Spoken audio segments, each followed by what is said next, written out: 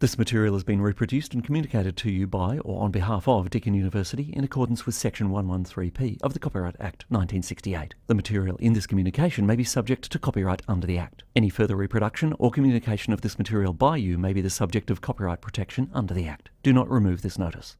2nd of April. Google Plus are supposed to go after Facebook. Yeah. So, popular search engines and when they started.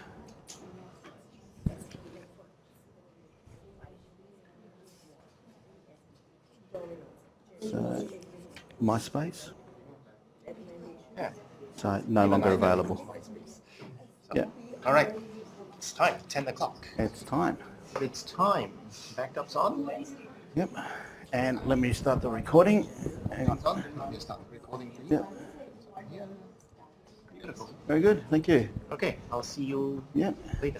Well, 12 o'clock, the guest speaker, if you want to come and listen to it, you're welcome. We'll see how far I get with my... Yep. All right. See you. Good morning, everyone. We're getting smaller and smaller.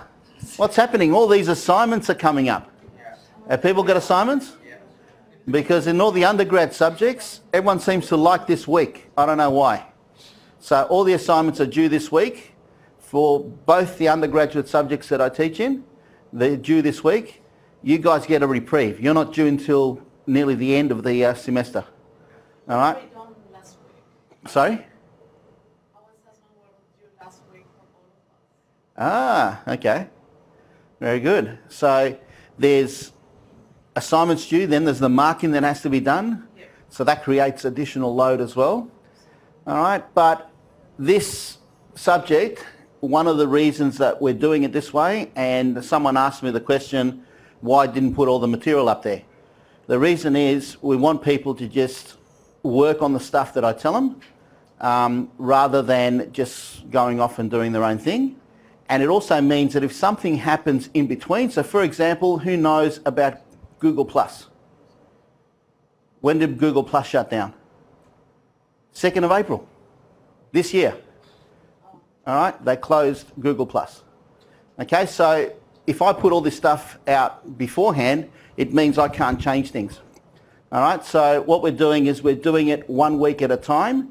If people wanted to get ahead and read the book, that's fine. All right, but by the time you get to the assignment, all right, you'll have all the material that you need. The other thing to remember, and I said this to someone that I responded to, the other thing to remember is you're not doing your part. All right, it's important you understand this because in the past what we've seen is parts put together. All right, we're not doing that. We're all trying to learn from each other, and that's one of the purposes of working as a team because you're all going to get the same score.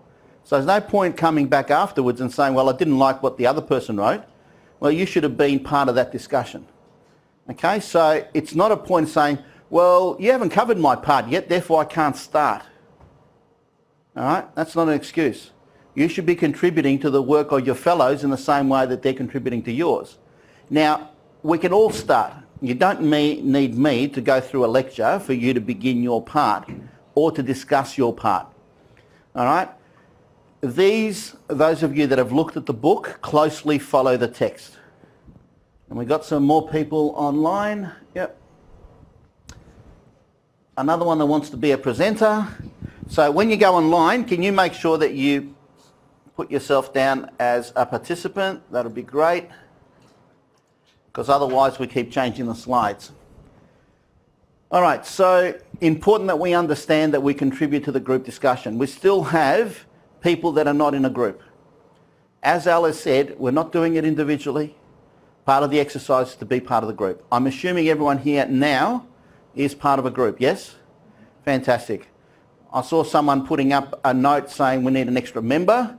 I also had an email last week from someone saying I'm not in a group, can you put me in one? I don't put people in groups, I've said this before. All right, however, keep looking, and if you're not in a group, and I'm recording this so the people hopefully that are not here are listening, and they get themselves in a group quick smart. All right, Easter's coming up, which means, or the trimester break is coming up, with Easter in the middle there and Anzac Day in the middle there, and next week will be the final lecture before that break. All right, we have covered a lot of the material, and you would have seen that the evaluation component of your assignment is also being covered in some of these lectures. So for example, today's lecture, we're going to look at some of the evaluation metrics that you could potentially use in order to look at whether your paid advertising is working or not.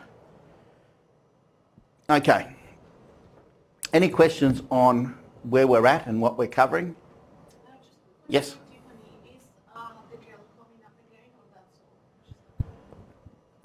If we need it to come up, then that's fine. I'm not sure whether everyone has seen the notes that I put up, which are the answers that she gave us. Have you seen those? Yep, so I've posted all those question and answers. If we've got any additional questions that we think she's likely to answer, because some of the questions that we had before, even though we put them all out there, you saw that in a lot of them either she didn't know or wasn't able to answer for us. Okay? So if you've got any other questions that you think are going to enhance your assignment, then that's fine, we can ask them. But I think if you follow the topics that we're covering and you follow the evaluation that we're asking you to do, so what makes a good website, what makes good SEO, how can we do SEM or paid advertising, then you shouldn't have any great dramas covering off on what Tiffany's is doing. All right, remember, we're not here to be the mechanics.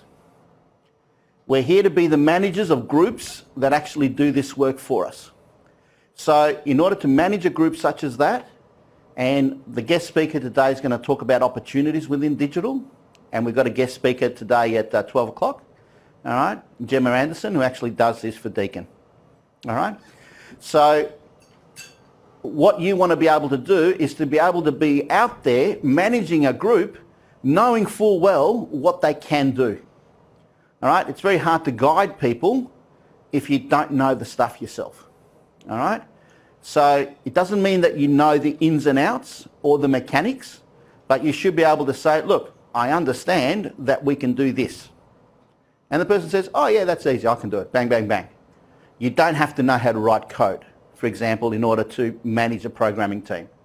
Do we need to understand it? Because last week, a week before, you guys are talking about HTML language. Are we going to get these questions in the science? No, absolutely not. The only reason we mention, and look, a lot of the tools these days are 4th and 5th generation languages. When I did computer science at uni, we were using assembler language. All right, binary, all right, punch cards, okay, things that you guys would never contemplate unless you're a developer. If you're a developer, even in this day and age, the computers still require you to code to that level. All right, the machines. So machine code obviously is what they understand, but you're not going to use that, all right? So the idea is not to come out here and become the HTML expert or the SEO expert or the SEM expert. What you want is an overview on how we can do digital marketing, all right? So you can then guide, because you don't expect at your level to be doing this hands-on stuff, all right? I hope not, because you're doing a master's in marketing. You're not doing the TAFE course on how to write HTML, okay? So there's a lot of people that can do that. There's not a lot of people relatively that can guide, that got the creative, that got the overview of the whole picture, all right? And this is what you guys are here for. You should be able to look at a website and say, this is the criteria that we assess websites by, and this doesn't meet it, which is what the assignment's all about, all right? Look at a company digital strategy and say, is it meeting the marketing objectives? Is it aligned? Now, someone that's doing the nitty-gritty is not going to do that. They're going to work on their little component, and that's it, okay? They might write the code.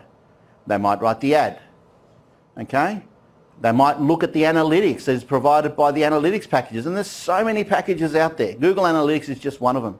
There's plenty of others, and some of you have already told me that you work in this space, so you probably know of all these different packages that are available. All right, so we're not here to learn about those specific things. We're here to look at the strategies and what makes something good, better, or worse. Okay, that's our objective.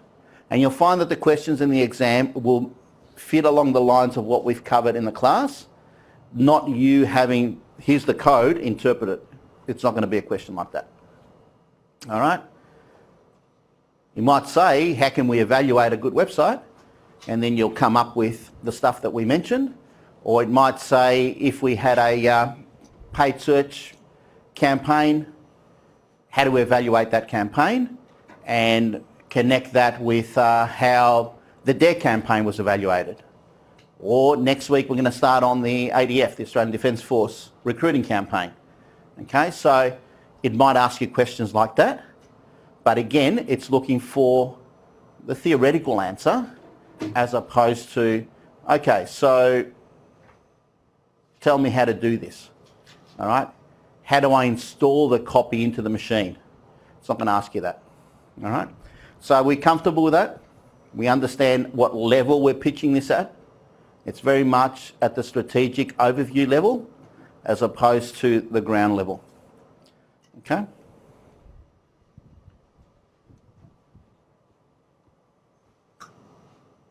Another one that's come up as presenter.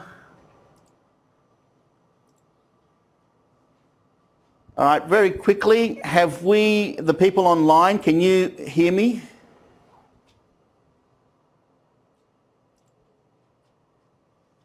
Can everyone online hear me?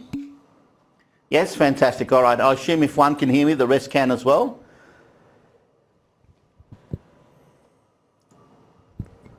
So far we've looked at both on-site and off-site SEO. So we talked about search engine optimization and how to make your website appealing to a search engine. This week, we're going to go one step further. We're going to look at how we can enhance our efforts using something called SEM, or search engine marketing, or, as the book refers to it, paid search advertising. Okay, so you would have heard the term maybe SEM. All right, so far we've only spoken about SEO. So these are things that we can do for ourselves. How can we make our website relevant? How can we find the best keywords to include in our copy? How can we improve the quality so when people get to the website they actually do something? And we also started looking at building links with independent websites and how that enhances our SEO. This week, all the effort is back on us to ensure that by paying, we can get a greater effect. All right? So what we're covering is identifying the criteria for a successful pay-per-click strategy, strategies for writing pay-per-click ad copy, and analysing pay-per-click performance. Now, you've all heard of AdWords, correct? Anyone not heard of AdWords? That's just the Google version of pay-per-click. All right? So, when do you think AdWords was first launched? Is that a recent thing, do you think? Sorry? 2012? Okay, it was actually launched in October of 2000, and that's nearly 19 years ago. And what you will find is Google still makes 90% of its revenue through AdWords. So it's a critical income stream for Google. And the only reason they can keep making this money is because advertisers are not silly people. All right? The only reason they can keep making this money is because these things do work. All right? Now, a site owner can measure the effectiveness of search engine advertising more reliably than any other method, because all the information is then captured. All right, so you also don't pay for a click if it's not clicked, or an ad if it's not clicked. So it can appear in front of someone, and you've seen this when you're searching yourselves. All right, the ad will appear in front of you, and you're either interested or you're not interested. A lot of people say, oh yes, well I avoid the ads and I go to the organic searches because I realise that these are paid ads, maybe they're tricking me in some way. That's not quite correct, otherwise these things wouldn't work. I'm sure, and I know I've done it myself, if you're interested in something and this ad pops up in front of you, all right, as part of the paid search section on the search engine results page, then if you're interested and it's written well, you will click on it. All right, because if people didn't click on them like they all say they don't, it's a little bit like when people watch TV and go, oh yeah, I don't get influenced by the ads. Well, if you don't get influenced by the ads, no one would be putting them on TV. Obviously you are, and that's why they're making millions and millions of dollars out of them. It's the same thing with AdWords. All right, so these ads, oops.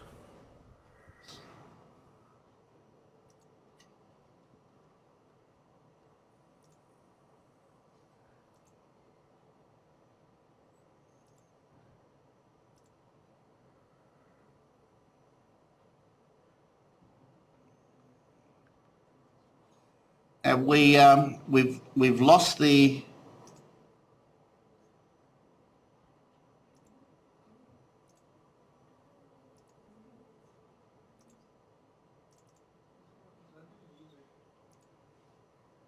Can we make sure that the people that are online, please, do not touch the presentation, even though you're coming on as presenters? Anything that you do can actually be seen by the people here. So if you can just watch, I know you want to get ahead and you want to see all the slides before everyone else, that's great, but please do not touch the slides. And to avoid doing it accidentally, if you make yourselves all as participants, like I've been making you, then that can't happen. All right, so thanks very much for that. Okay, so when we're talking about pay per click, who's actually advertised? Who's used AdWords before? Anyone else? No one? All right. So using AdWords relies on you understanding your SEO. You know what you've got in your website. You know what people you want to go to your website. And you know, if you've done your analysis correctly, what keywords to use. All right? So when you put together the ad, you've got all these things in the back of the mind. That's why we did the SEO first. Because remember, we're looking at the quality of the website. If people click on your ad just because it's up front and they end up going to the website and they bounce straight out, then obviously it's going to downgrade the quality of your website and your ranking is not going to be that flash anyway. And you're not going to get the conversion, which is the point of this. And you've paid money for it, which is the worst thing of this. All right, getting people going to your website and finding that it's the wrong information. So there are some strategies to ensure that we don't get to that point. All right, we give them enough information in the copy, and we're going to talk about copy and ad copy. We give them enough information in the copy to make sure that when they get to the website, it is consistent with what they expected. All right, any questions on that? Now, with pay-per-click, of course, having all this information that we have about our users, all right, being Google, we can really target the information that we want. All right, and Google gives us some tools that allows us as advertisers to be able to target the specific person that we want coming to the website. All right, so it allows you to do very, very precise targeting. Now, PPC also measures the effectiveness, as I said, a lot better than any other method because it's collecting data in the background. It knows, and we're going to use terms like impressions. We heard the term impression before? Impression is simply what comes in front of you, yeah? But it knows how many impressions, okay? So it knows that it's put it out there to 1,000 people, and it knows that out of those 1,000, only 10 have clicked. Now that might be good or bad, and we're going to talk about evaluating whether it's good or bad in some of the slides coming up. But it gives you that preciseness. It gives you the ability to measure unless this is moving by itself. Like I said, guys, please don't move the slides. These are the people online.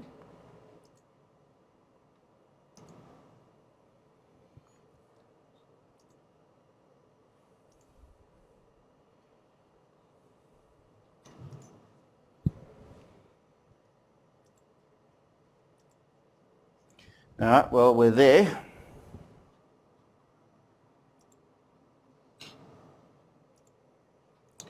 Okay, so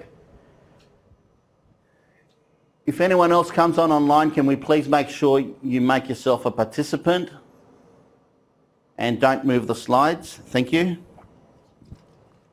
All right, so in order to demonstrate this, I'm going to give you a little example. All right, and the example is the one that you would have, if you've read the text, is also referred to in the text. And it's the Daryl and Bart sports story. And our friend Daryl went out on a Saturday and he broke his wakeboard, you know, the stuff that they use in the surf. So his wakeboard unfortunately was broken. So he's now looking for a new wakeboard. And he thinks, what a better way of doing this than going and searching for it. On the other hand, we've got Bart's sports store. Now the sports store doesn't only sell wakeboards, but it sells other sporting equipment as well. And the sports store thought, okay, I want customers like Daryl that are out there looking for a wakeboard. And I need to be able to capture their attention. So what Bart then does is tries to make sure that his advertisement is on the search engine results when Daryl searches for wakeboards. Because it doesn't want Daryl searching for other things that A, the store doesn't have, or Daryl doesn't want to waste their time getting ads for other things other than wakeboards. So we're very specific about what we want from this particular sports store. Okay? So Daryl then sees a $40 gift card on Bart's website and he clicks on the advertisement.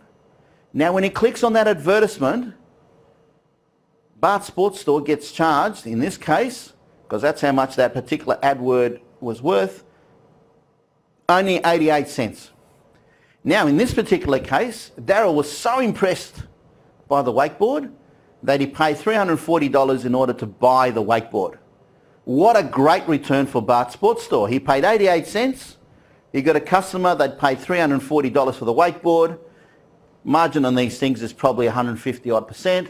All right, so this guy has made quite a few money in return, which is all fantastic, and it all works really well when everybody is on the same page. Does it always happen that way? Doesn't always happen that way, as we all know. But in this particular case, we were really lucky because what Daryl wanted is exactly what Bart has offered. So if you look at it, you can see there, wakeboards ship for free. So this is very attractive to Daryl. Wakeboards are big things. So he was really happy with that. But he was also going to receive a $40 gift card on any purchase greater than $200. All this was very attractive to Daryl. So Daryl went ahead, clicked on the link, ended up exactly on the landing page within the Bart's Sports Store website where we're talking about wakeboards. So you can see if everything works really well and it's matching the need of the consumer with what you've got to offer, then your chance of converting that consumer obviously increases. All right? Nothing unusual with that. Any questions on what Bart did? Now, it doesn't always work that way though, does it? Sometimes people will use the term wakeboard, but they could be asking other questions. So I'm now a concerned parent because my son has come home, or my daughter's come home and said, Dad, I want to buy a wakeboard. I'm a little bit concerned here. I've heard all these stories, wakeboards breaking in the surf, and I type into Google, are wakeboards dangerous? What sort of material should I be buying so that the wakeboard does not fail? Now, if that is what I'm searching, if I'm Bart Sports Store, do I want that person to come to my website? Not unless I've got some blogs telling them how safe they are. All right? But if I'm paying because the search engine will say, oh, wakeboards again. Let's present this ad. All right? All of a sudden I'm paying 88 cents for people that have got no intention whatsoever to buy a wakeboard. So we've got to be very, very specific about who we want to come to our website. So simply by adding the term or the keyword wakeboard, we don't want all the traffic that puts in that keyword wakeboard, do we? All right, so we've got to be able to do something a little bit cleverer.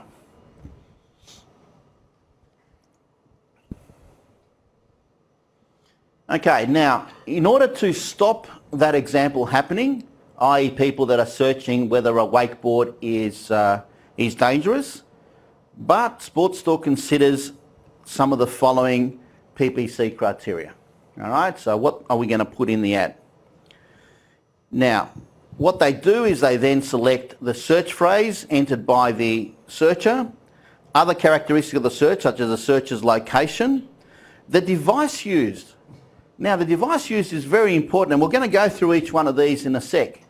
But the device used is very important because if you've got a call to action number, are you likely to call it from a computer or your mobile phone or your iPad? You're probably going to be calling from a mobile phone if it gives you the option to call, as opposed to your PC. So you've got to know where you want your ad to be presented the most. And you pay different prices for different things. All right? So if your conversion, if you've done your research and you find as soon as I enter a phone number, my conversion increases from a mobile phone ad, then you're probably going to pay more for it, but you're going to be happy doing that because you're making more money and more conversions from it. All right? And also the time of day. Time of day is also important. And we know, for example, that we have business hours.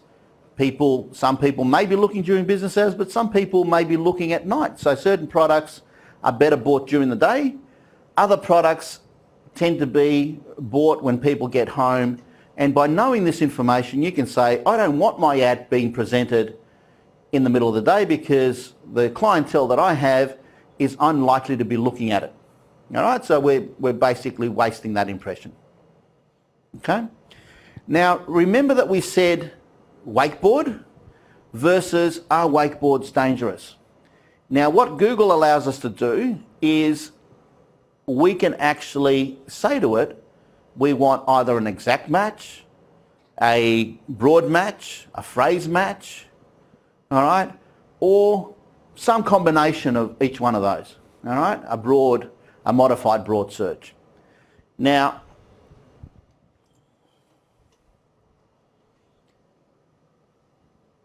if we wanted an exact match, and it's a little bit a misnomer here because exact match, you would imagine,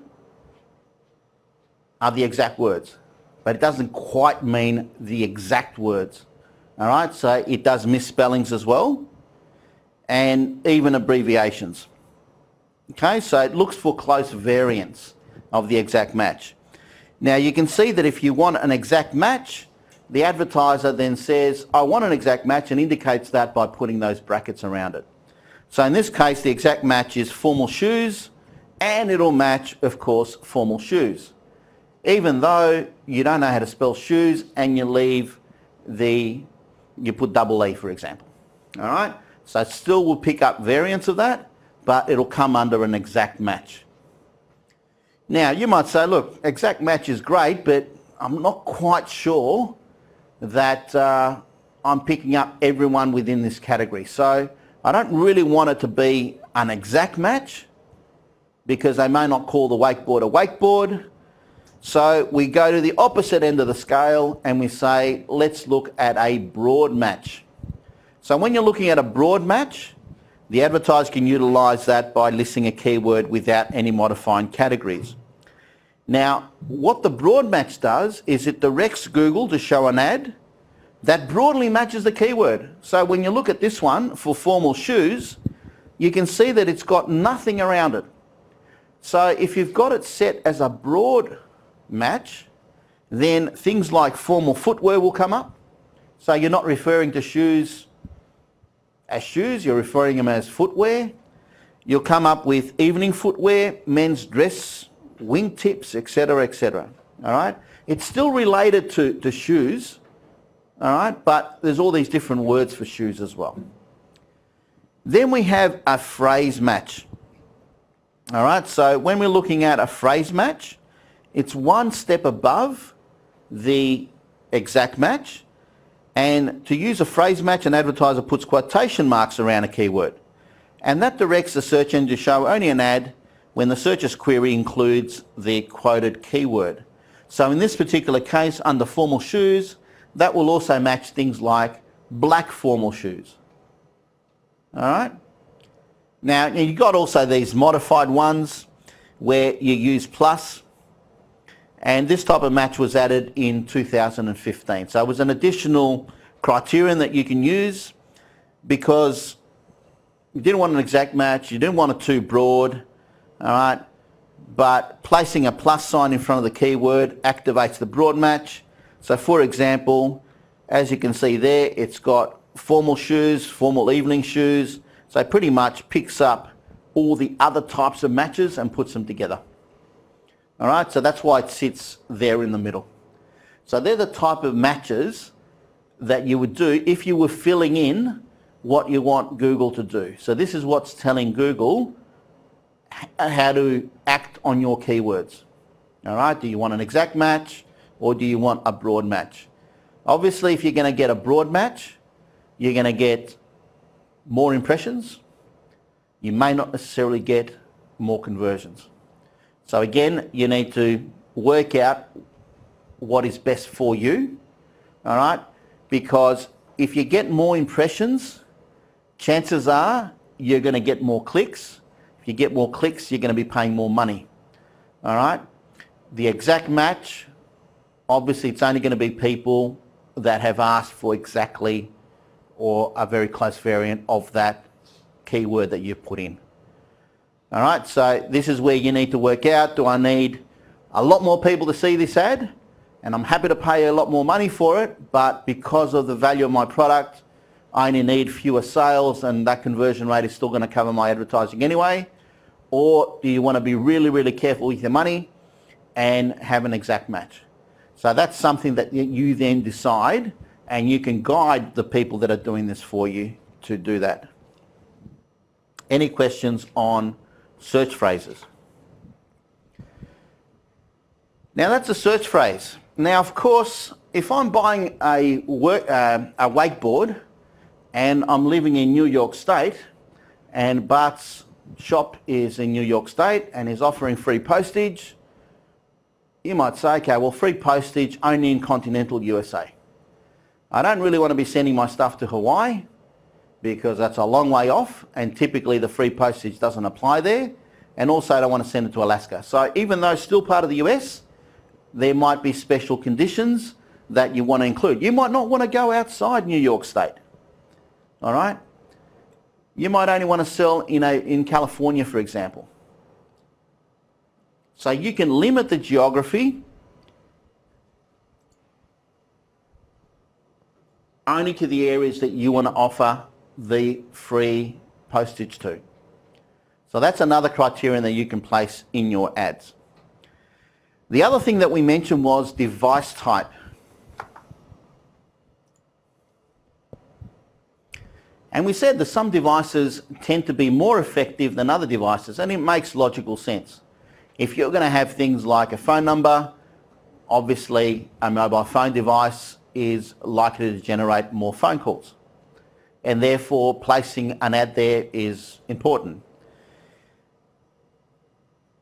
If you find that mobile ads are more profitable than your desktop ads, you might say, I want you from now on to present this ad only to these types of devices.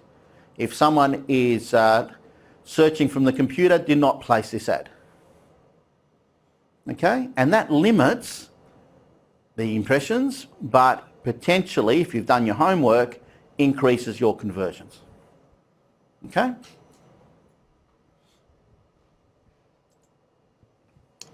And of course, timing.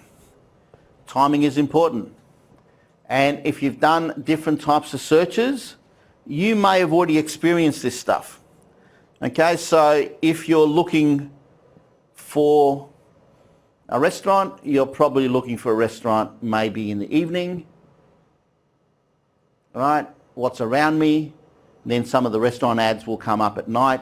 They may not come up at 10 o'clock in the morning, potentially. All right?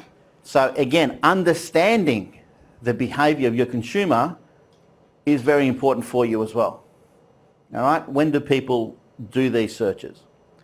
Now, this is no different to what we used to do with Yellow Pages or other traditional forms of searching. We knew the behaviour of the consumer. We knew for different ad categories what type of ad would be more attractive to people and when.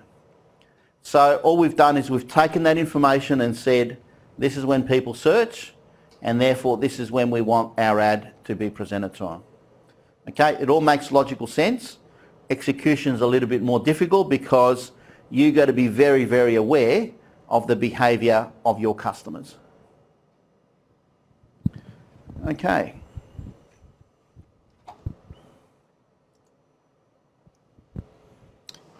Components of a high-performing text ad.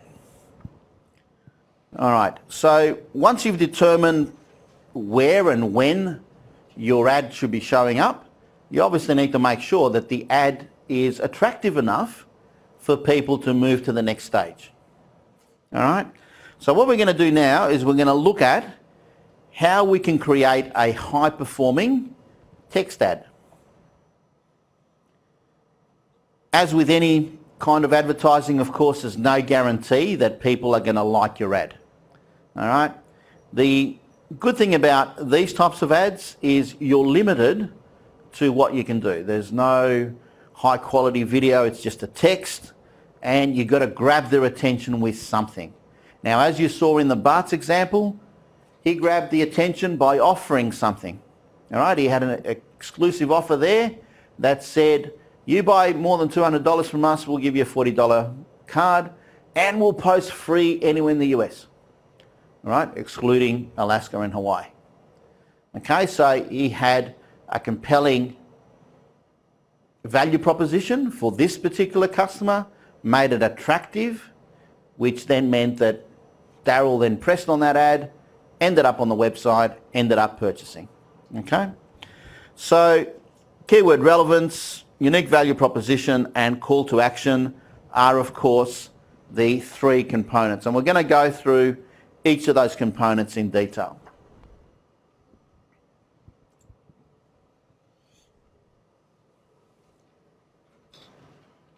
Okay, so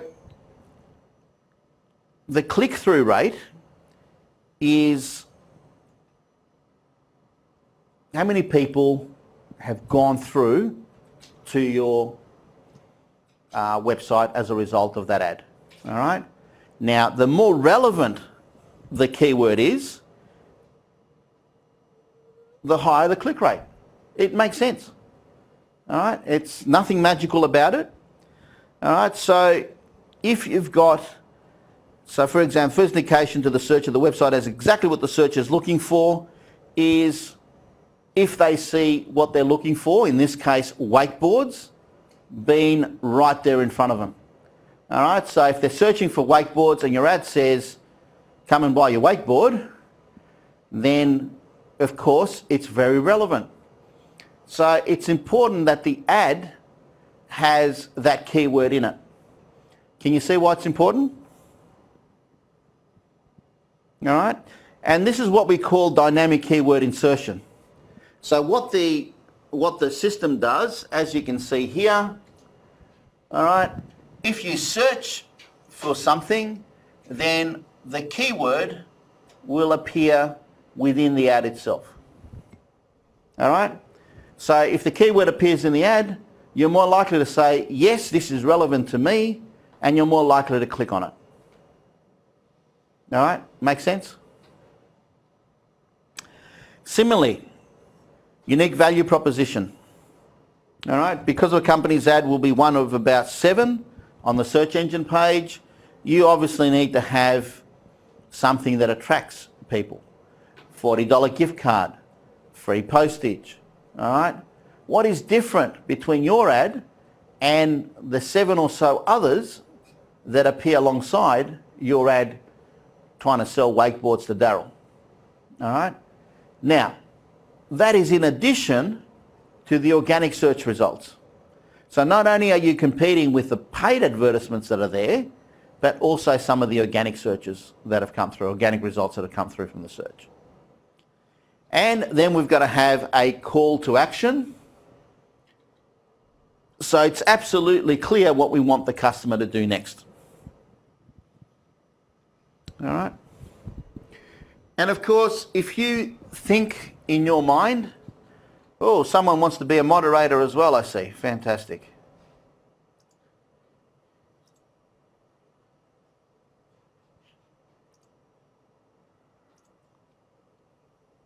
All right. These are the questions you should have in mind. Does the landing page encourage purchase? How targeted specific keyword phrases appear in the landing page? Do price, promotion or keywords align with the ad copy? Within seconds of landing, is it obvious to the user what they expect? And you know these things are what you're looking for, because when you're doing your searches, these are the things you're asking yourself. Okay, it's come up. Is this really what I want? Or am I going to be wasting my time clicking on this ad? All right. So you saw in the Daryl and Bart example, when they went to the wakeboard page, straight away it was the wakeboard page and it had different types of wakeboards. All right. So it was quite obvious that this was exactly what Daryl wanted, which of course resulted in a sale. If it ended up on Bart's sports store with all different things, including wakeboards, that may or may not have resulted in anything, okay, because they ended up in the wrong spot. So you got to be extremely careful where you send people, all right? Does it encourage a purchase? Is the keyword absolutely clear and appearing on the landing page? If they're looking for wakeboards, then wakeboards as the heading of the page obviously makes good sense. Now, how do you find these best keywords? As I mentioned before, we're not the mechanics here, so we're not going to get right into the engine, but we need to know that an engine exists. An engine exists called Google Analytics, called Modge. There's all these different types of analytics packages that you could use that will allow you to find out whether keywords are appropriate for you or not. All right? So choosing the best keywords is not something that's a little black box, because you can see that Google Analytics, for example, will give you some of these things. Now, Yellow Pages, for example, I got an email the other day saying, look, we can assist you. Just type in your website and we will tell you a little bit about how people are finding your website. Now, your web construction software like your Wixes and your GoDaddies also provide analytics packages. Melbourne IT, all right, if you're hosting through them, they provide you with analytics packages. So a lot of these packages are there, all right, and they give you some guidance on what keywords have been used, what keywords are appropriate, all right, and that allows you to then select the types of keywords that you think are relevant versus what the consumer thinks are relevant. Okie doke.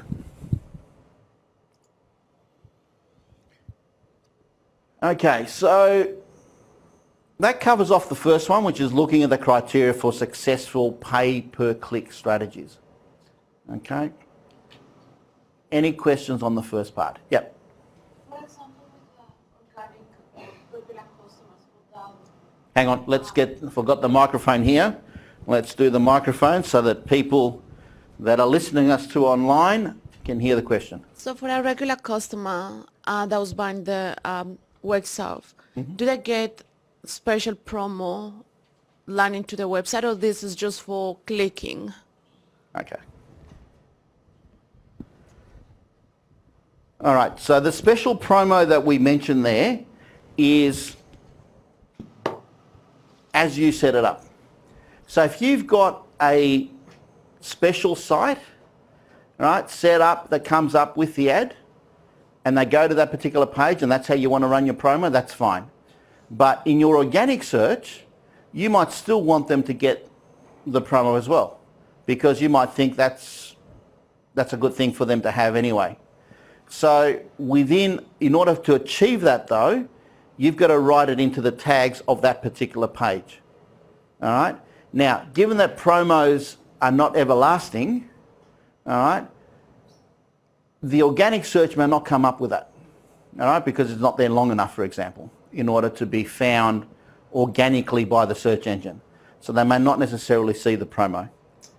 So if you think back to your SEO, remember what comes up in that organic search is what you have given in the website. So you have labeled the page, you've got the different headings, all that sort of stuff. If the headings of the page are promo, and you do get enough people ending up there, then yes, the search engine will crawl through, because in order for you to appear organically, it's got to be up there for a while. So if the promo is only going to last for a week, you're not going to get too much traction for it to appear organically. And that's why you have it in the ad. All right? Now, the landing page, however, could be the same. So if you know organically you come up with a particular page, you can have it going on there, and you can change the page that the organic search goes to say promo this week only. All right? So you've got to think of how you can capture that. Remember, if you're paying for the ad, then what you want is something attractive for people. If people are going through the organic search and find you down the bottom somewhere, then you can still make them the same offer, and you do that by changing what they see on the page or where that search actually lands them. All right? So, because otherwise it's not going to find it. Yeah? Does that answer the question? Yeah. All right, so any other questions? Moving on to the next one then, we're looking for strategies for writing pay-per-click copy.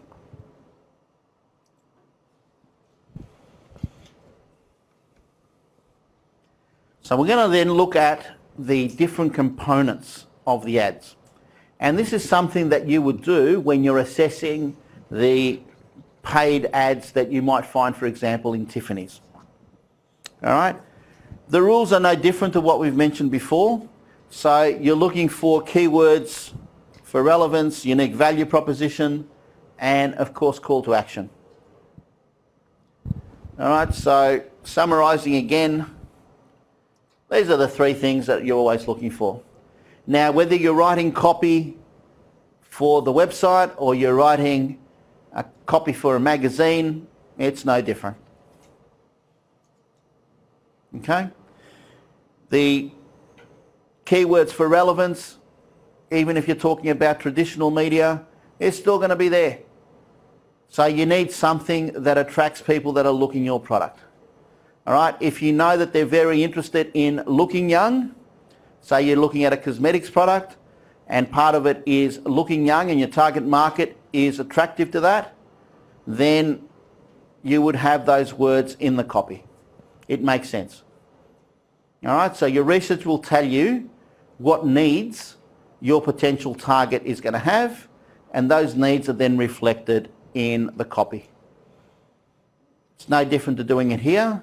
Here we become a little bit cleverer because they're actually giving us the keywords.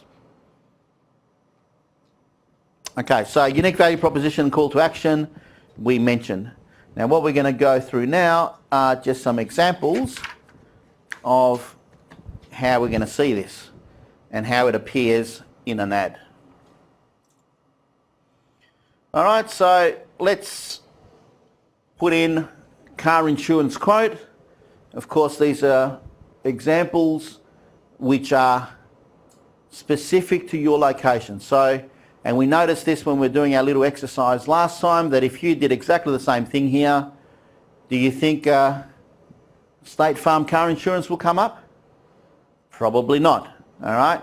But in all likelihood, you're probably going to get AAMI, you might get RACV given that we're in Victoria, all right? So you're going to get local insurance companies trying to offer you quotes. Did that just move by itself?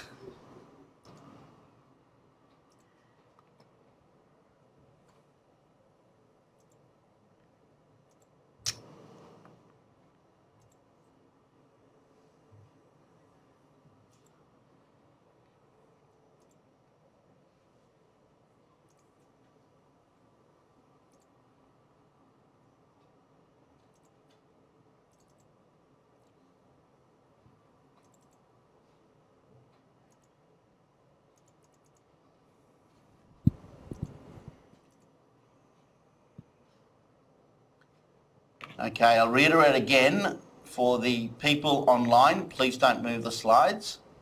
It just stops me then from moving them because it thinks that you've taken over. All right.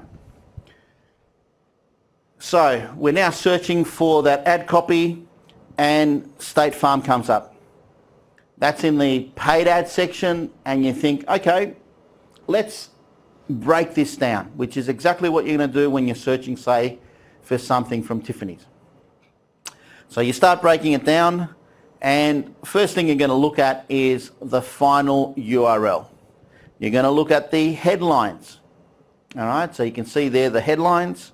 You're going to look at the path. You're going to look at the description below the headlines. And you're going to look at something called ad extensions. And we're going to go through ad extensions in a little bit more detail because they're important. So just to show you here, can you see this? Yes. Okay, so you've got the headline. All right, State Farm car quote. All right. Remember, it's picking up on the search that you wanted to make. Do you know how much you can save? So you've got two headlines there. You've got the path. All right, so it's actually showing you the URL where you're going to end up. It's giving you a description of what you're going to find when you go to that website. So as you can see, when you're reading through this, there can be no doubt when I click on this what I'm going to see when I get to that website. All right, all these other things are what we refer to as ad extensions. All right, these are the ad extensions. Now the ad extensions help an ad stand out and of course can boost the click-through rate. So what can we see there? We can see that it's given us some ratings, some customer ratings. 10 out of 10 it says. Ease of purchase, 9.5 out of 10. Service, 9 out of 10. Local agents, 9 out of 10. All right. Superior ability to meet insurance obligations. Find an agent. Switch and save. Discount double check. All right. So these are what we refer to as ad extensions. They enhance the ad and enhance your chance of getting that customer to click through because they read those and go, oh, this sounds pretty good. Must be a good insurance company. I'll give them a go. Okay? Now, your campaign settings.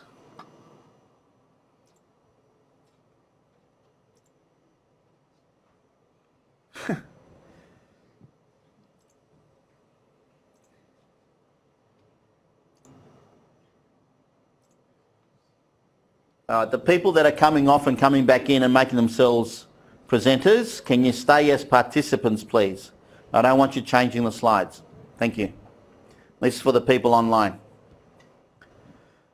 All right, so when you look at ad extensions, you can do certain things. All right, you saw some examples of some ad extensions there. Things like location, affiliate location, call out. they're the extensions that you had there. One of the additional ones that you can have is a phone number.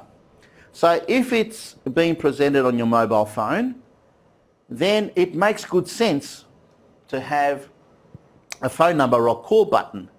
So if they're on the phone, straight away they can click on that and bang, they can ring. Now, is that an extension that you want on the desktop? No, and that's why you didn't see it on the desktop. Whereas if it's appearing on your mobile phone, sure, that's a good extension to have. What are some of the other extensions we can have? You can have a message, so they can send you a text message. All right, again, if it's on the phone, these things make sense. So you can send a text message directly to the company. You can have a link to the site. All right, so you've got a link to the site, bang, straight off, there you go. You can have a structured snippet.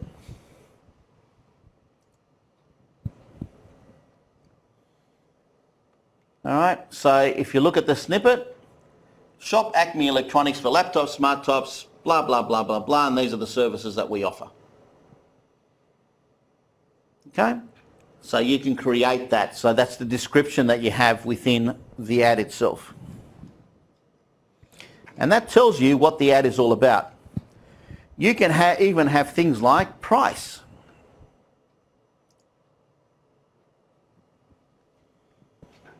Okay, so you can see there, if you were doing this, you wanted to call, if it's coming up on the phone, it'll have a call number.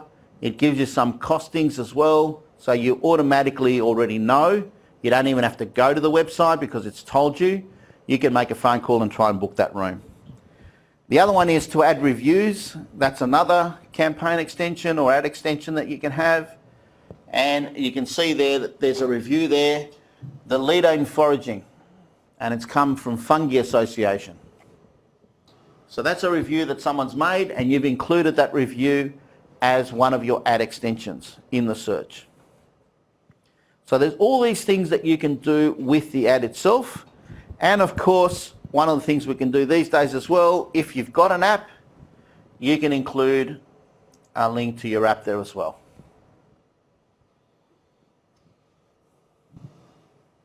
Okay, so all these things are available to you to make copy. As I said, you don't have to do these things yourself. You have to know that they're available.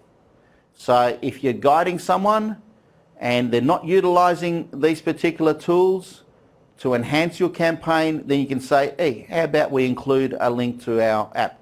Oh no, you can't do that. Well, yeah, I do know that you can. All right, makes it nice and simple. So they go off and they work out how to do it. So this is not for you to do it. This is for you to be able to guide other people. Any questions on how we write good copy? Very simple rules. No difference. So if you've done any marketing whatsoever, the rules are no different. Okay?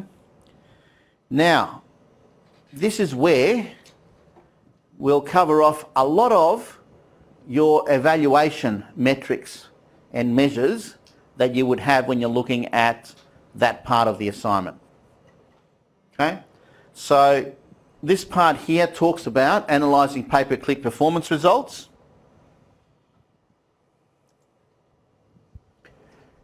And one of the ways that we would do it, remember that Google is very powerful. You can set up 2 different pages, you can do different ads for different clicks. All right?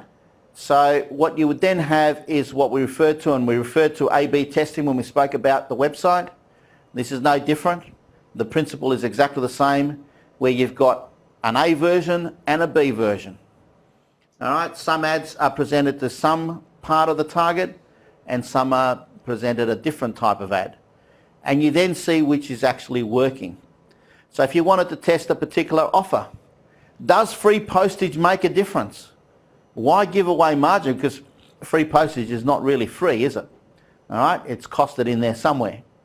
So if you're going to give away margin, is it going to improve your click-through rate. If it's not, then why give it away?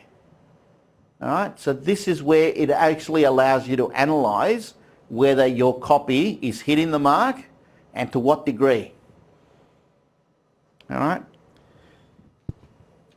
So, good way to click your call to action and your click-through rates. And what Google also provides you is a snapshot of your performance data. And I'll put up just an example of some performance data that Google will present you, and we'll look at some of the headings that are given in this report, and we'll talk a little bit about these headings and what they mean to us.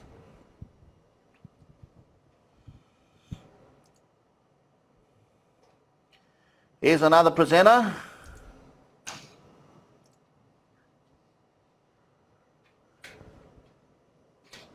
Okay, so understanding keyword performance. As soon as you activate a search campaign, Google starts collecting data. All right? It starts putting the ads in front of people and it starts collecting data.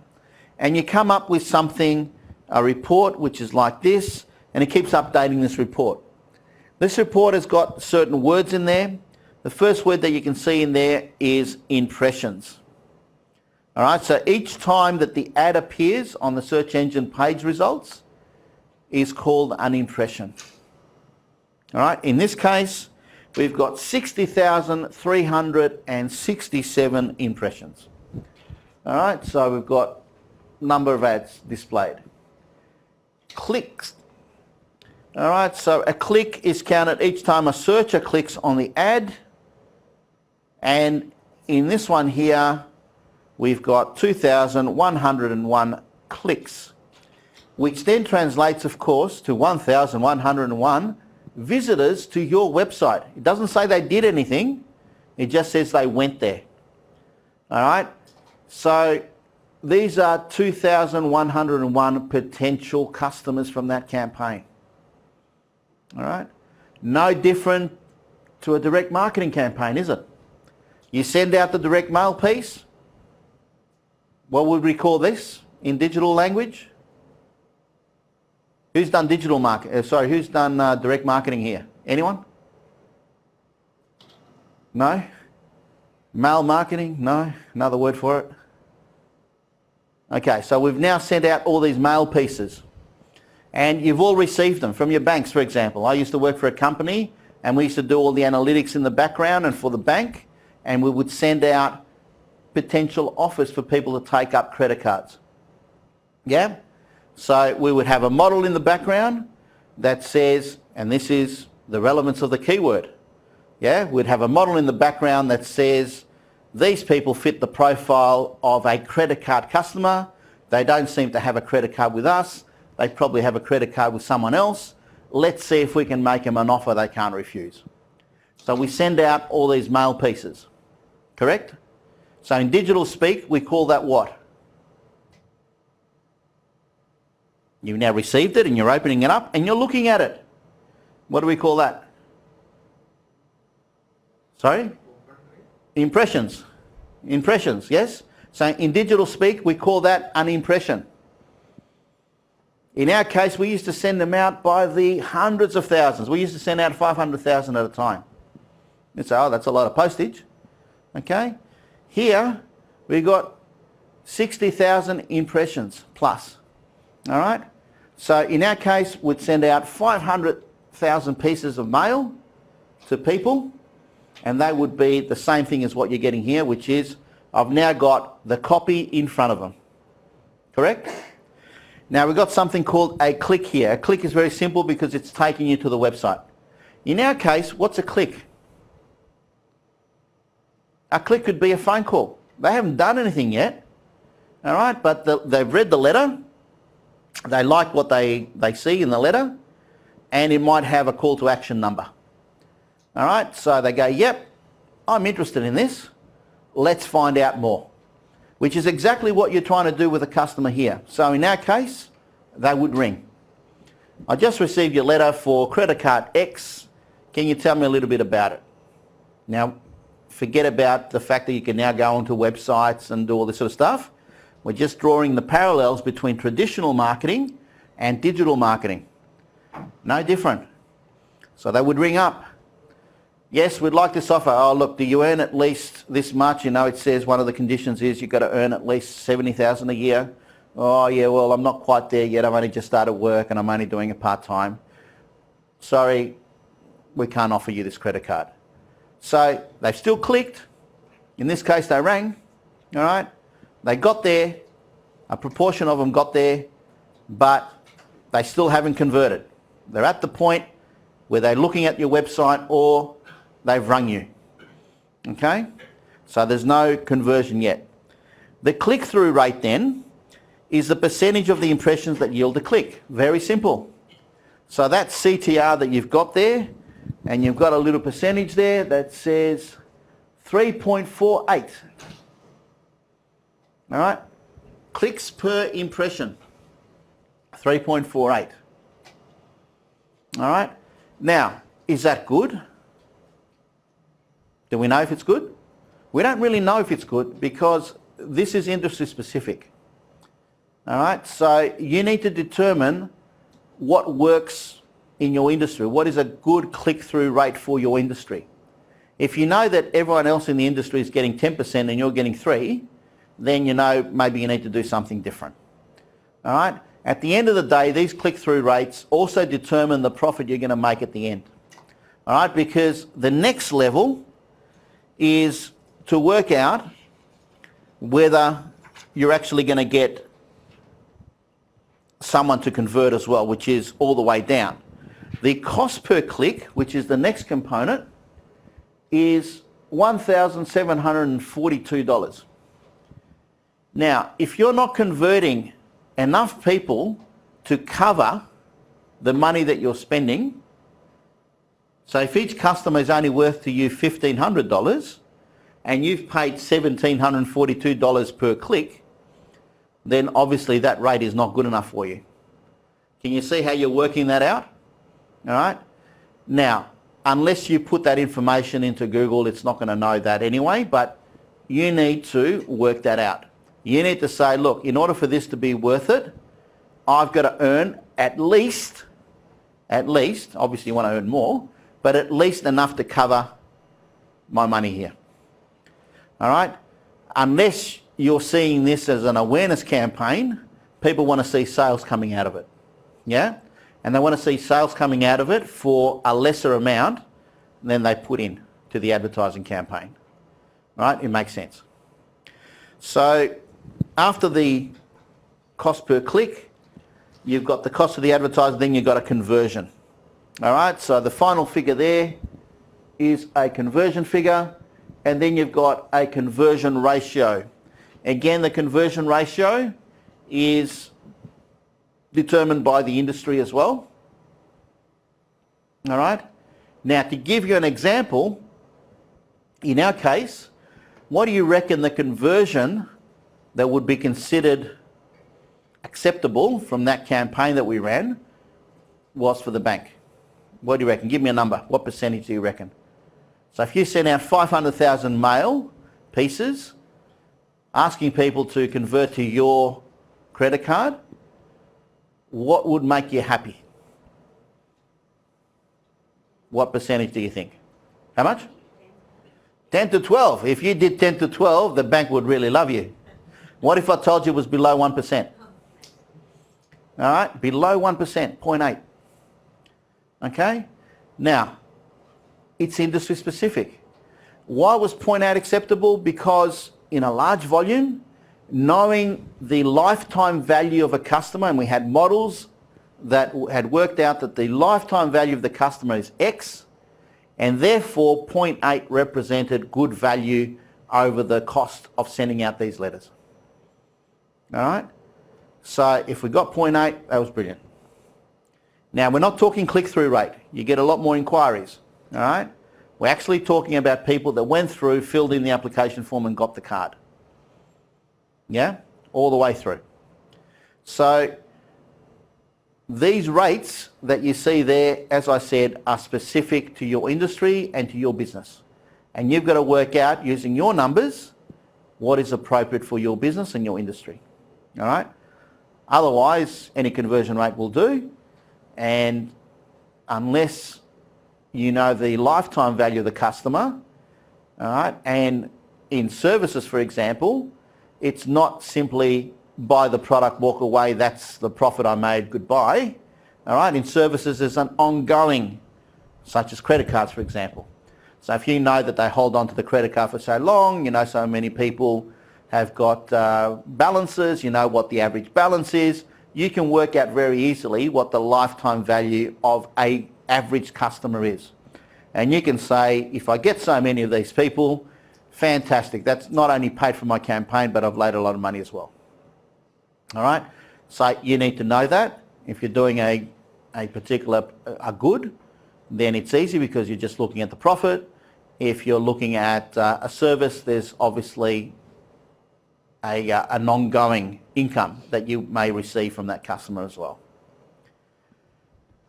Okay, any questions on the data that is available to us? Everyone understand the technical terms? They're not super technical. Some of you may already know them. Yes?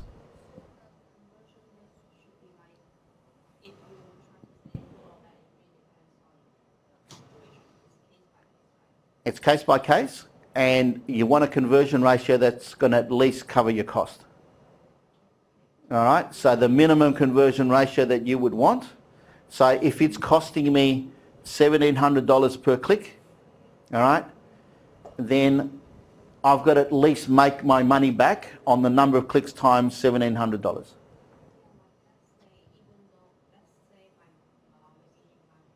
Sorry, the others can't hear. Let me get the mic here.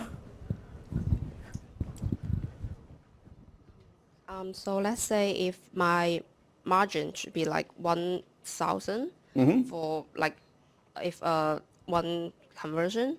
So even though like 10,000 customer clicks on my website and I only like converts like one, so I still earn some money. So Yes. it doesn't matter is how. Correct. The percentage. Okay, thank you. All right, you're absolutely correct. That says that if my margin is sufficient from one customer, and where do we see that happening all the time? Anyone worked here in luxury goods? Tiffany's is a bit of a luxury good, isn't it? All right. So if you're working for Rolls-Royce or you're working for BMW or Mercedes, are you expected, do you think, to sell the same quantity of cars as someone working in a Mazda dealership? No, because the margin is going to be different. All right, the margin is going to be different. So it's similar with this. Your conversion rate is specific to your product. The key to remember is that these things exist. Right? Not the numbers. The numbers are irrelevant. This is just an example. You just need to understand the types of measures that are open to you. All right? What measures can I get from these types of systems? What should I be looking for? All right? The actual number is specific to your product or service. Okay? Any other questions? What I'm going to do is, because I want you to keep some of these in the back of your mind, especially when you're doing the assignment, I want to see some of these things in there. All right. Here is a summary of some of these terms with the definitions. We've already been through those, so I'll let you just quickly scan the slide.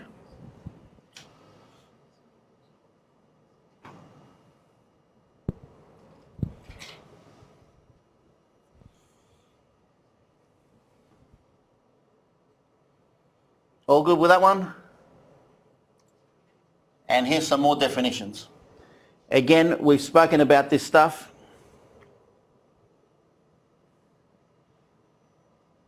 They're all logical things that allow you, or measures that allow you to determine whether your campaign is working or not. All right, obviously if you're losing money, you would cut off the AdWords, wouldn't you? So if you're finding that all these clicks that you're getting are resulting in no sales or no action that you want them to take, then you would stop that campaign. This is the beauty of this. It's not like my 500 letters have gone out and all of a sudden I find that I've got the wrong phone number on the letter. What can I do then? Nothing, yes? Whereas when it's digital, I can say, gee, I put out this, these AdWords yesterday, I've got 60,000 responses and no one's clicked through on anything. All right, 60,000 impressions and no one's clicked through on anything. Maybe I need to change this. And you can actually do that on the fly. That's one of the advantages, of course, of digital marketing. All right, I thought I'd close off before we start doing some of our practical stuff, because I found this interesting. All right, there's a lot of popular search engines and social media sites. Some were born a long time ago, relatively speaking, we're talking about, and some are very recent. And I asked the kids, I said, well, when do you reckon this happened? And we seem to lose track of time. These things haven't been around for very long. All right, these search engines, these social media tools that we've got haven't been around for very long. So people are still working out how they can go about using them to their maximum effect. And new things happen all the time. New things happen all the time. All right, so I had these in the actual presentation coming up one by one, but in this case, they all come up together. As you can see, Google, 98, Yahoo. Who still uses Yahoo? Anyone here?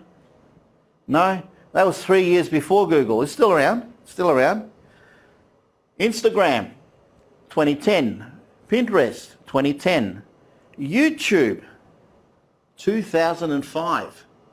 All right? Look how that has evolved. Okay, so a lot of these have evolved really quickly. LinkedIn. All right? I'm assuming everyone in here is on LinkedIn? Yeah, fantastic. All right, so LinkedIn, again, only in recent years have we seen LinkedIn experts. Have you ever come across them? LinkedIn experts. I'm going to show you how you can make most out of your LinkedIn profile. They're running workshops. I don't know if you get the emails, but I get all these emails coming through saying, let me show you how you can make the most out of your LinkedIn profile, as if I need any more networking at my age. Probably not, all right? But in your case, you might say, hey, this is good. All right, this is good. I can promote myself. I can promote the company's products through LinkedIn to other people that might be interested. Okay?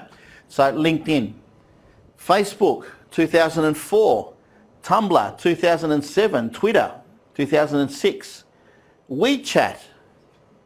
You know WeChat? All right, 2011. Now, that's all the ones that we had out there that all of you would know, all these ones. But are you aware that there were so many others that have now disappeared?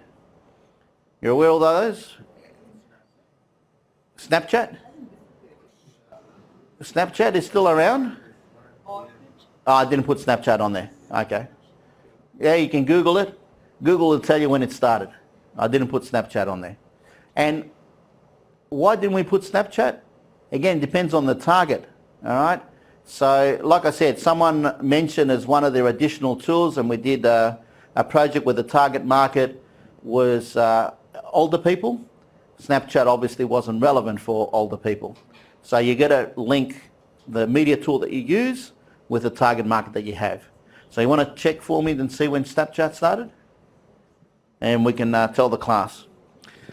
All right. So how many of you can remember some of the ones that have come and gone? 2011. There you go. So Snapchat, 2011. It used to be Vine. That used to be really popular. It shut down a couple of years ago. Okay, so Vine, yep. So any others? Who's heard of Google Plus? When did that close? April 2nd. Oh, you've read the slides, have you?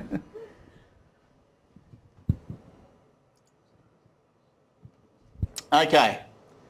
So you can read all the insights. The point, this is also an example of an infographic. All right. I picked this up and there's your source down there if you want to go to that website. There's plenty of this information out there, but I just wanted to show you some of the ones that you might have come across have now disappeared, and we've forgotten that they were there. All right, we've forgotten that they were there in the first place, but they simply either got taken over by someone else and renamed, or they've disappeared completely. And more recently, Google Plus, 2nd of April 2019. All right, that's when they stopped this one here. Just very quickly to run through the top 10 here. Delicious, 2017. Eons, some of these I've never heard of, so some of you might have heard of these. Diaspora, still around, relative few users. Orkut, Xanga, Dig, Friendster, MySpace. All right, so you can no longer get MySpace. Okay, it's been taken off both Google Play and the shop, and the Apple App Shop.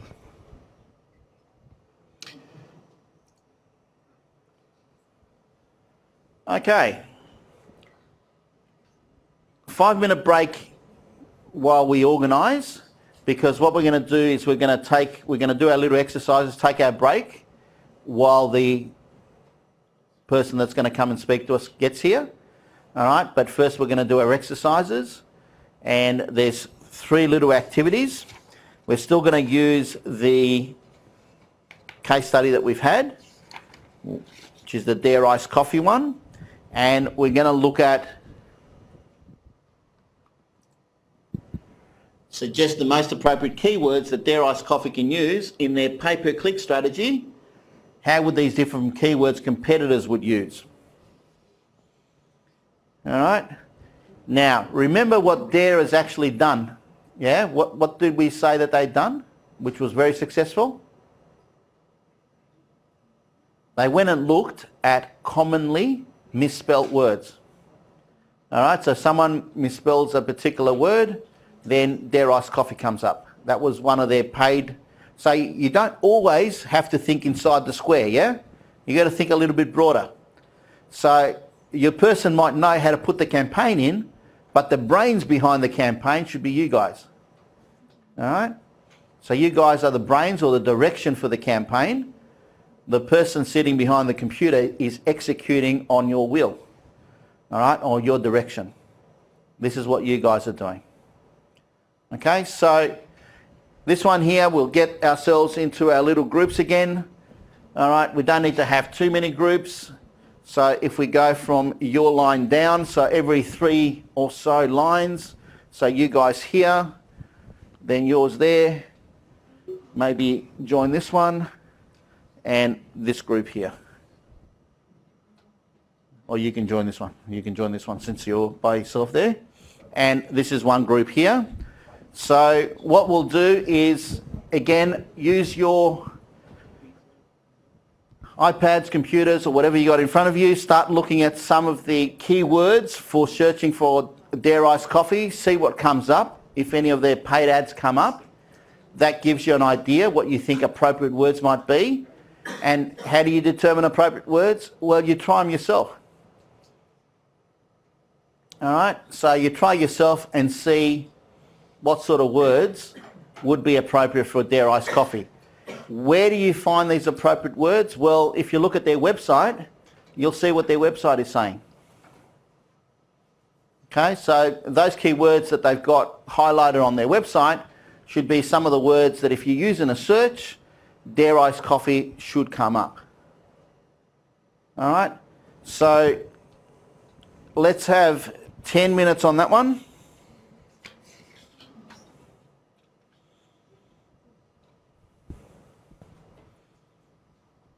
I'll come around to each of the groups and we'll have a look at that. There's only one activity after this one, and then we'll have a break, and then the guest speaker should be here. And this time they're internal, so they should be able to find us.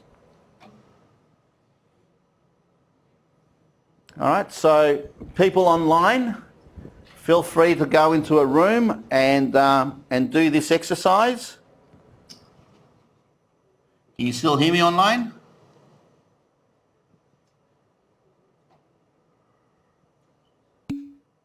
Yes, fantastic. Thanks, Priscilla.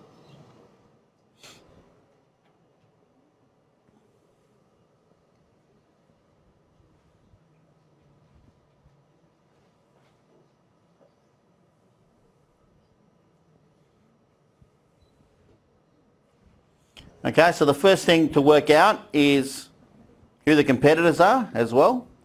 All right, otherwise you can't find what's appropriate for competitors. Look at some of the keywords that you think should be coming up by looking at the website. So this is exactly the same steps that you would go through if you were looking at Tiffany's.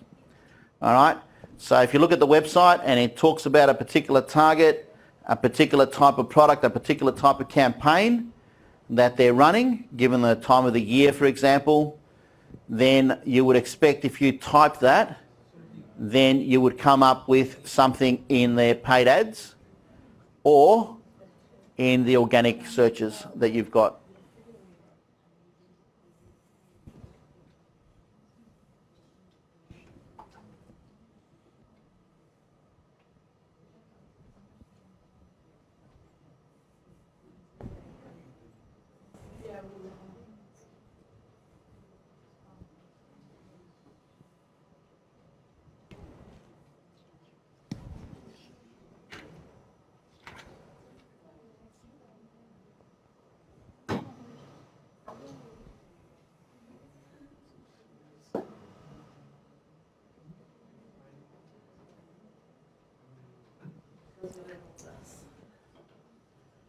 Okay, out the front here, any keywords that you found there would come up in their paid advertising?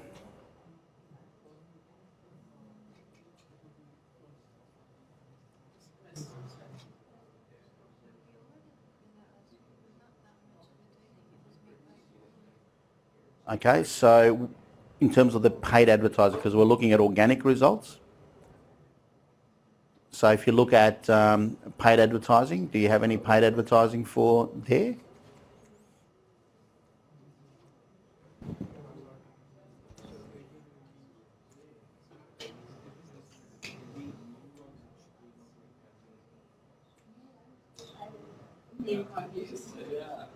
What about their competitors?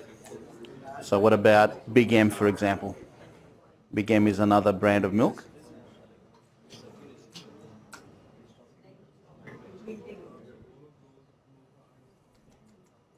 Nothing for Big M?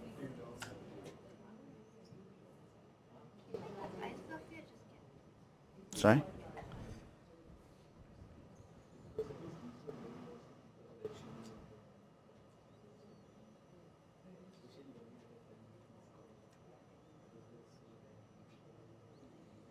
The iced coffee, yep. There's no ads in yours, yep.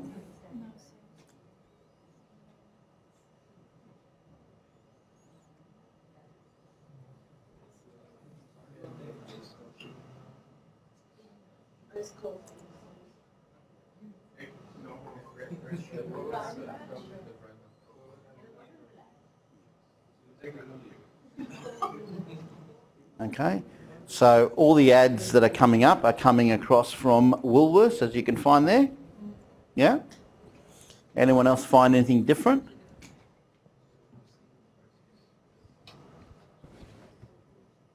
Sorry? Give us a minute. Give us a minute, yep. Anything you guys have found? Yep. There were basic keywords such as iced coffee. Australia is one iced coffee, but one of them that I found is iced beverage. Also brings up their iced coffee. Okay. So iced beverage. Iced beverage. Okay. Yep. I've got a question. When Woolworths are coming, is there that is paying to Woolworths? Depends on what the arrangement is. The fact that they're promoted by Woolworths and not Coles, Yeah. it could be that they're giving some rebates. So these could be supply rebates that are going back to Woolworths to promote the product. Oh, okay. All right, because Woolworths probably doesn't do anything for nothing. Yeah. but we don't know. They're not going to tell us what the arrangement is, but there could be an arrangement.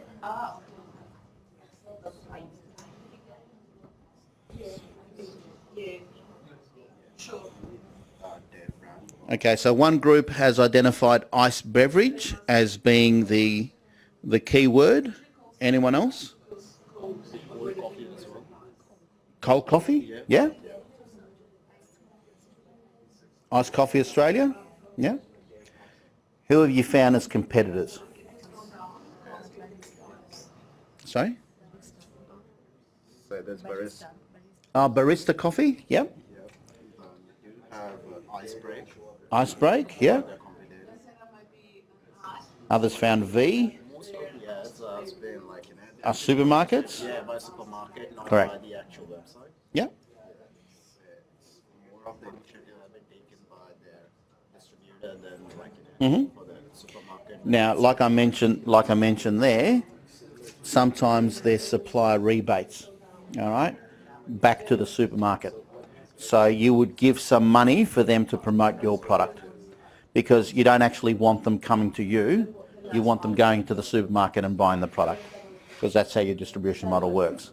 So in this case, I would not be surprised that Dare Coffee and some of the others are paying Woolworths to run these promotions.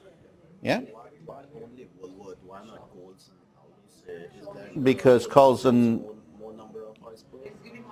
not necessarily, but they might have got in first, for example, and they might have said, like, for example, when it was Bunnings and Masters, all right, if you worked with Bunnings, for example, they said, look, you're not going to work with us. That's right. Okay, so the same thing potentially could be happening here. Given that there's no ads from Coles, I reckon Woolworths got in first. They made them an offer and they said, okay, we're going to do this, but you're not going to go running to Coles to do the same thing. Yep. All right. How are we going up here? Pretty good. Just trying to differentiate from the competitors, you know. Mm-hmm. Yeah, that's like because like everyone makes like the same thing, so we're like trying to focus on Dare's strategy of how they're trying to differentiate themselves. So we're trying to put that into like a keyword. Okay. So see if you can replicate the misspelling of words. So common misspelled I tried words. spelling coffee wrong and nothing showed up. Nothing showed up? It's like I just typed that, and then it was just like, yeah, it just like changed to like did you want coffee? But yeah, I don't know what other words to try. So try common misspelled words.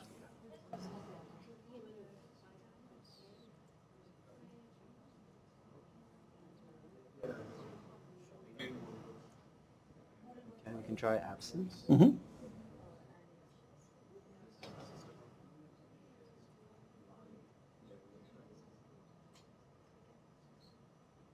Nothing. Yeah. Yeah. All right. See some of the other ones. Cool.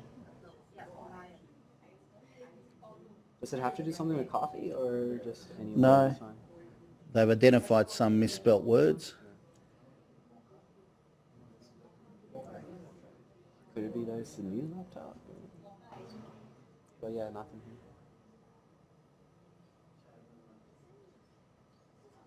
here. Okay. Yeah, that's what I was thinking of as well, and I tried it and it wasn't working. Okay. So, not sure. But there's so many. So this one here obviously is telling you all the different words from A to Z Yeah. that people could potentially misspell. Oh, there's an actual thing called a Adwire. Yeah. Because I tried that. These are the ones from A to B, for example. So there's more items. Okay. Search a random one. It wouldn't be those. A mentor would be good. It's coming McDonald's and then is there ice coffee. Also, just give me a movie. It gave you the movie, yeah. But see, not many people are going to be searching for that. So it's got to be a misspelt word That's common. that is common as well. Okay. So not just words that are commonly misspelt. Right. Okay. But these are words that are misspelt in search engines. I'll try extreme. I think that should be a common word, right? That people try. Potentially, yeah.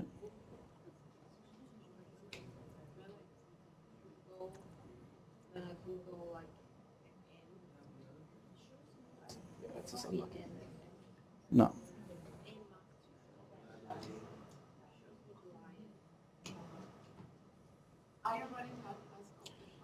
Put misspelt words and dare coffee.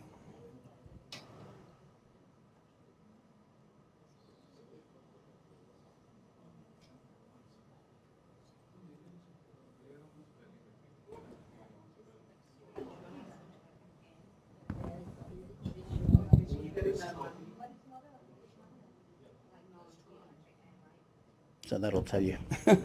Okay. Right. It's so strange. Like when I type of the back end coffee, Mm-hmm. and it show me like lion, and lion will be like their coffee here. Of Yeah. course have the back end, but like here as well. Yeah. Very good. So like, of course they took a lot of brands together.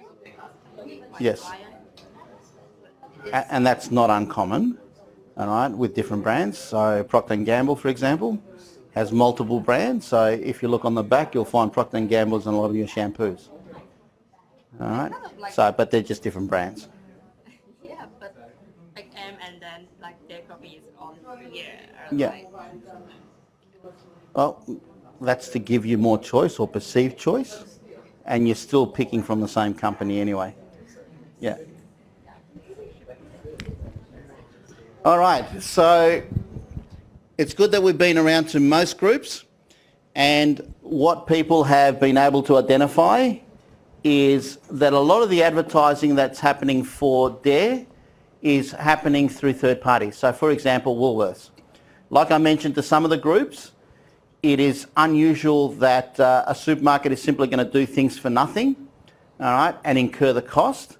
And there could be some rebates that are given by the manufacturer of the milk or of the product that's in the supermarket in order to get the supermarket to advertise on their behalf.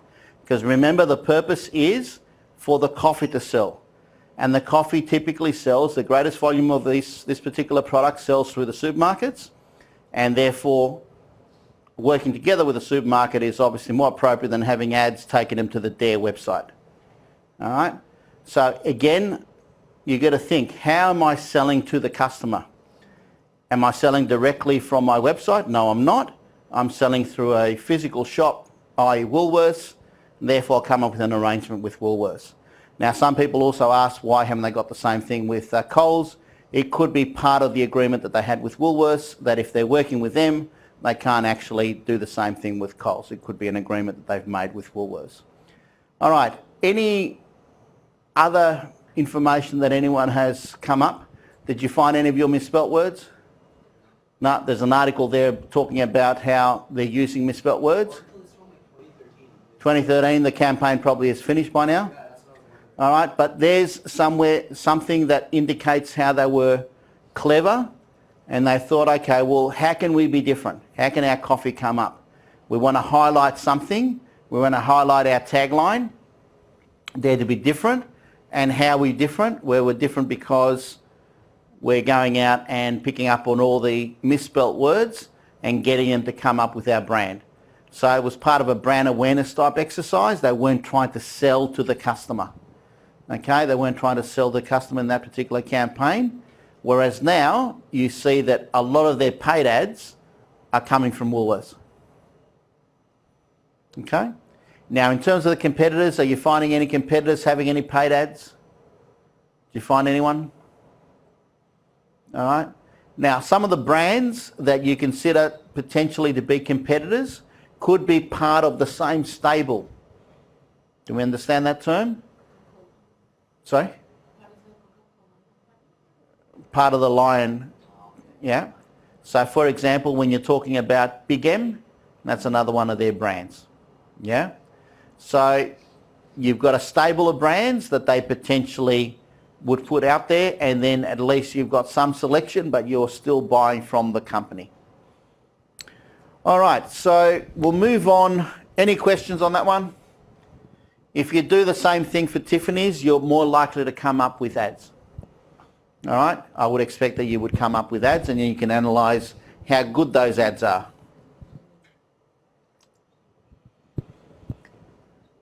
All right, you're part of the marketing team for Dare Iced Coffee. You're about to launch, hang on, we've got someone saying that, yep. You're part of the marketing team for Dare Iced Coffee and are about to launch a new service or product. Your marketing manager has requested that you come up with a proposal for the pay-per-click campaign in groups of 3 or as many as you had before. Provide strategies for ad copy that would be appropriate for the campaign. Suggest KPIs and measures you would use to track the performance of your strategies. Remember, go back to the slides that we were talking about when you're looking at ad copy. Remember that we've got the headings, for example. You've got the text. So if you go through the 3 rules that we said before for ad copy, keywords for relevance. So keywords are relevant in your ad for what people are searching, and this is why we did the search initially. So obviously if it's iced coffee is going to be part of your text. Unique value proposition and a call to action. All right, so they're the key things that you want to have in there. And then suggest KPIs and measures you would use to track the performance. And if you go back to some of the measures that we said before, all right, and those 2 slides that had the definition of those measures, then you can see the types of metrics that you would use to assess whether your campaign is working or not. All right, so have a bit of a discussion, because as I said, the measures don't change. All right, so the measure you're going to talk about in your report are going to be pretty similar for Tiffany's as well. All right, and she's not going to give us the numbers, but at least we can say if we were putting together a scorecard, these are the sort of things we would include on the scorecard. So when you're evaluating the different metrics that potentially they could use, these are the sort of things you would come up with. Okay, so let's take another 10 minutes and then we'll have our break. All right. People online still there?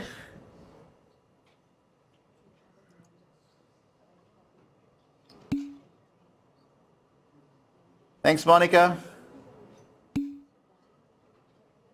Yep.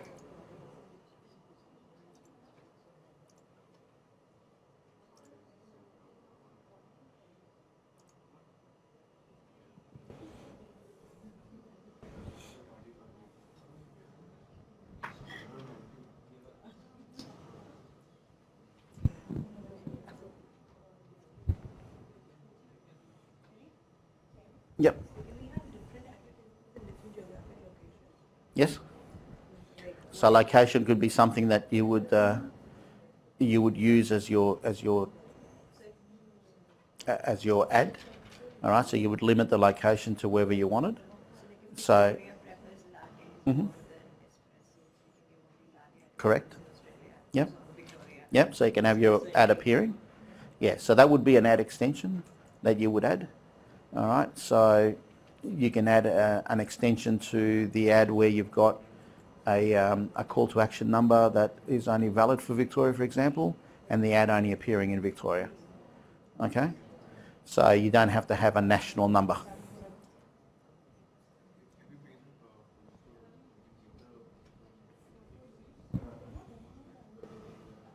So we picked the product that we're going to do the ad for.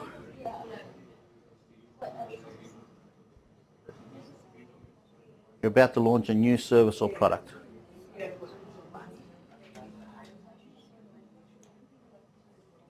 So you could have a cappuccino coffee.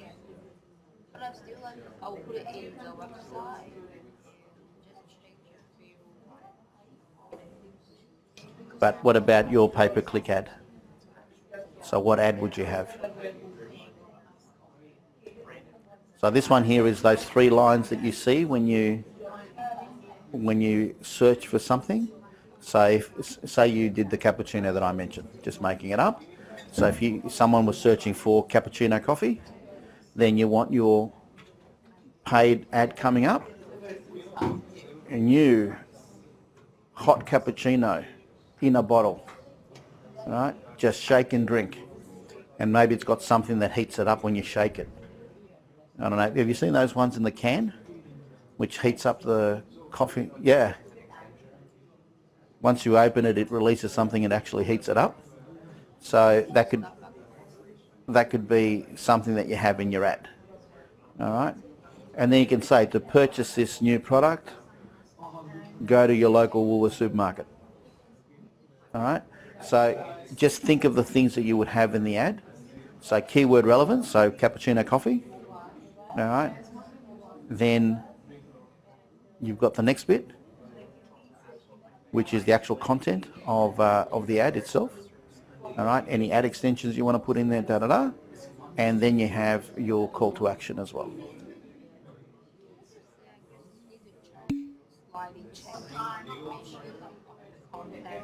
Hang on, I can't see. Can you see the question? Sorry, say your question. Just slightly change the keywords and then the concepts of the website and it's a business. Okay, so the call to action then has to link to the website.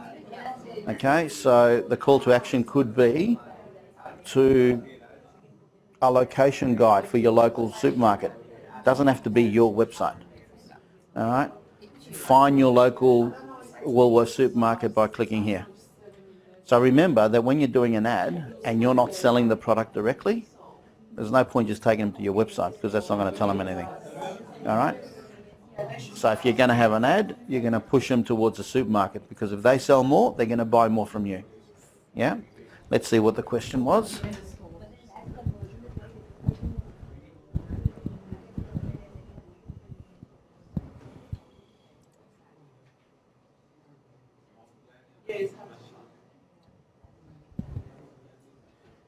Yes, for Monica, the answer is yes, you do talk about these KPIs in the evaluation measures and metrics part of the assignment.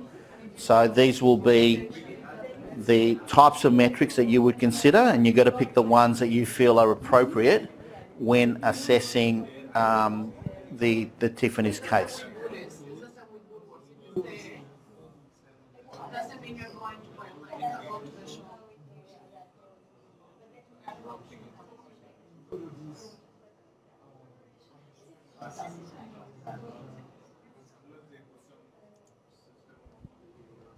Yeah, they're not going to ask you for the time.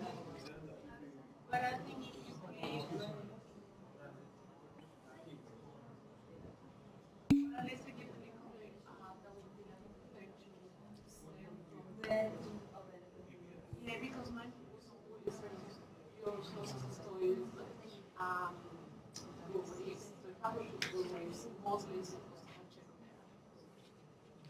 But it's hard to try.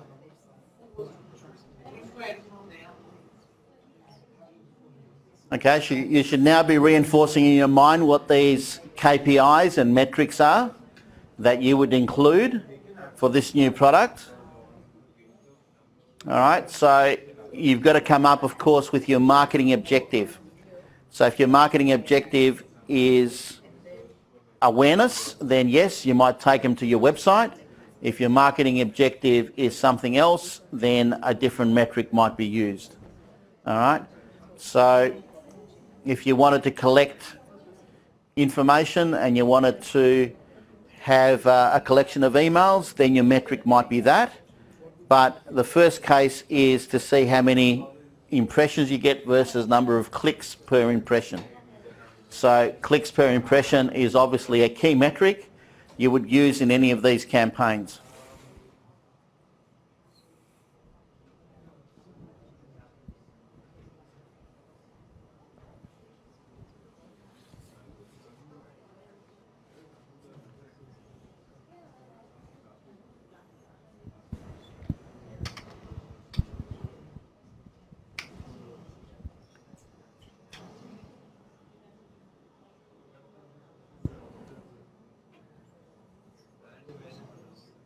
Okay, has everyone finished?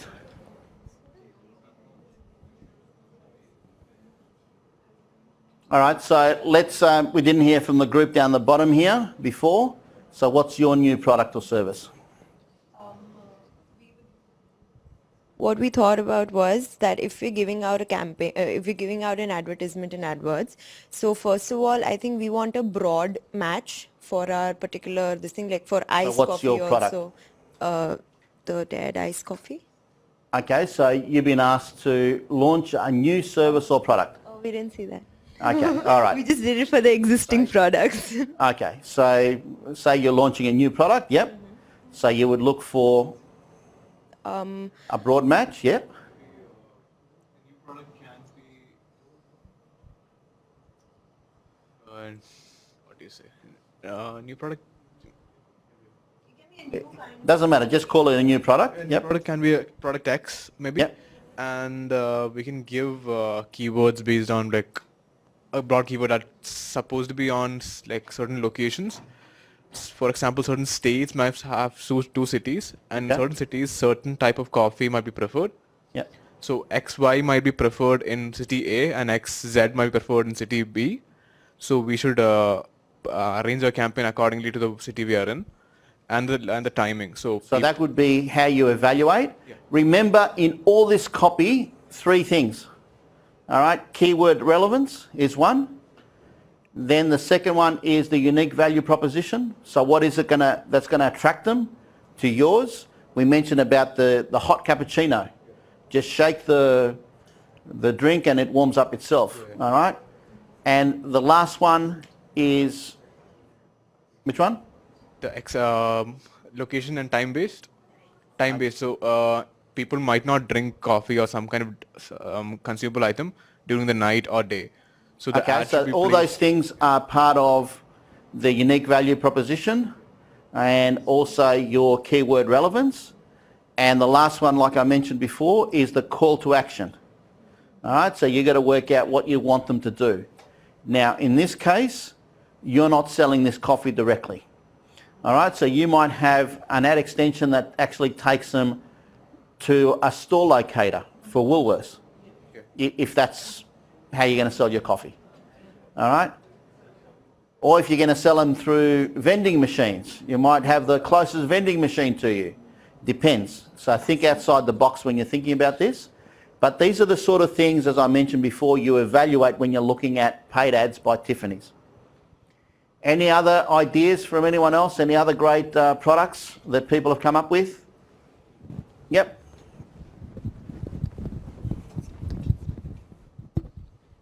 This is a question. Yep. Can I buy competitor keywords?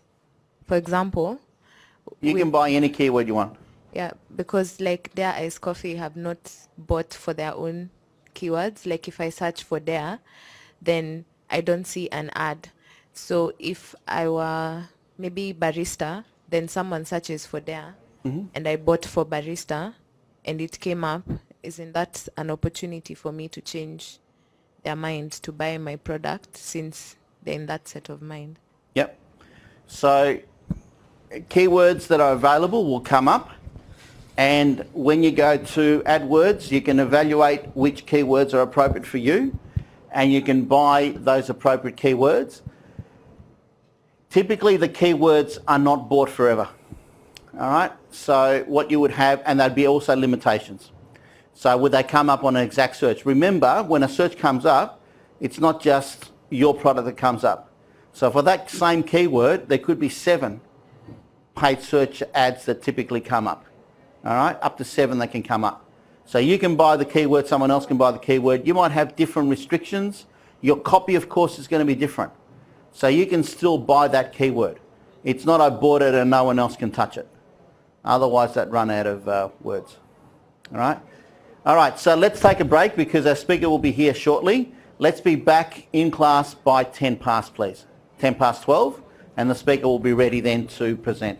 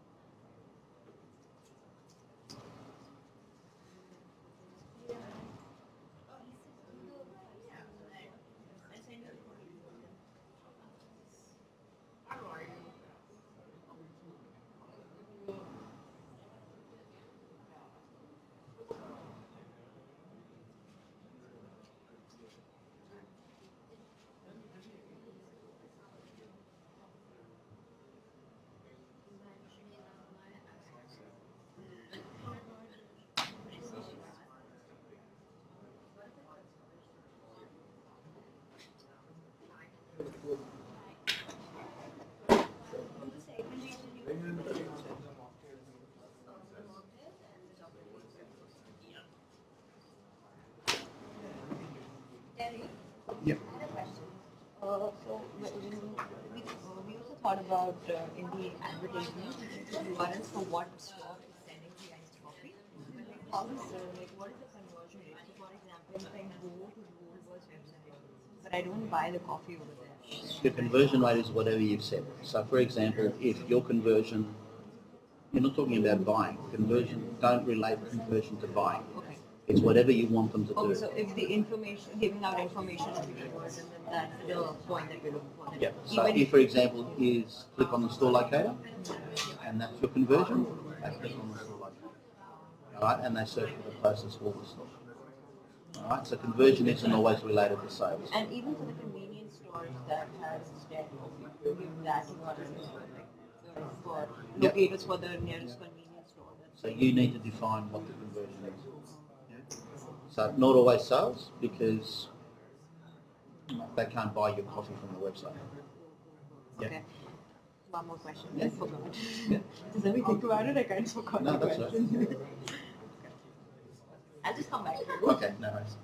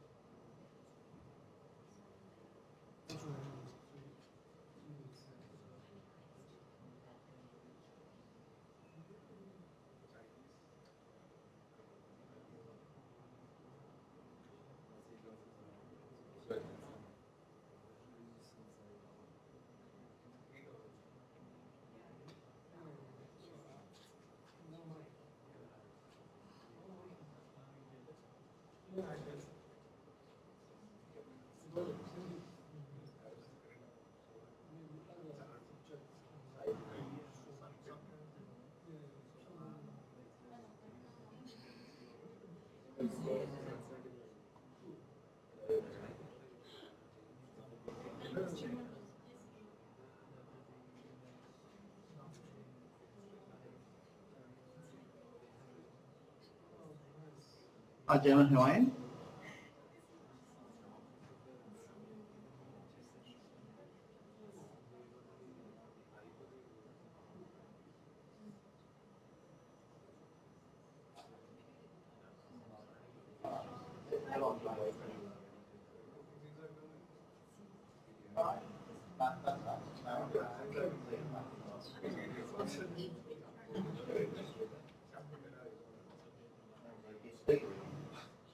Running late.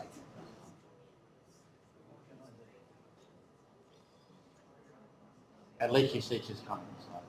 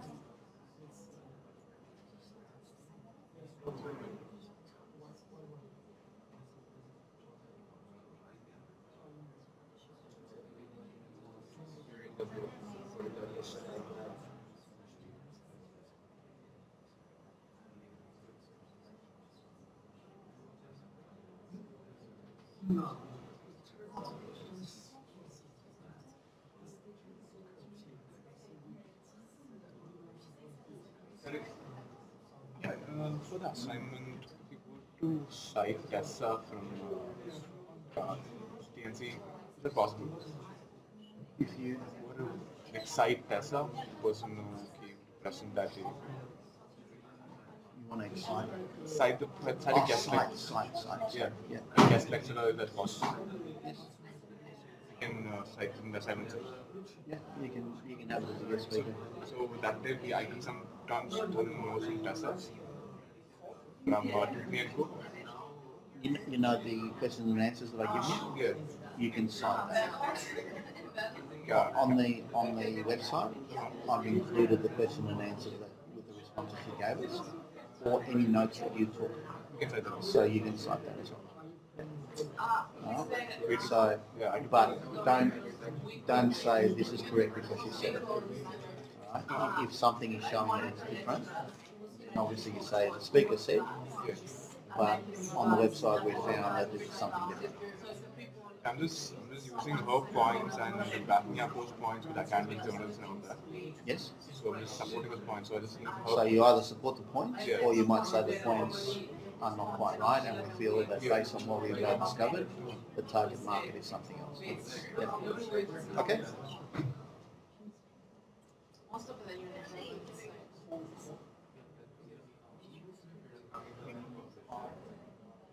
And that was last semester. Our business strategies. Yeah, but he's changing because I do remember we were supposed to have a guest speaker. And he changed, so this is Wednesday. It's not going to because everyone got confused on what topics I was meant to see each week. Because it was the lecture council.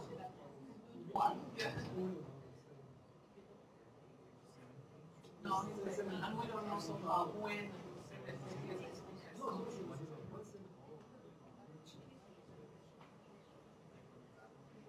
What did you think of that?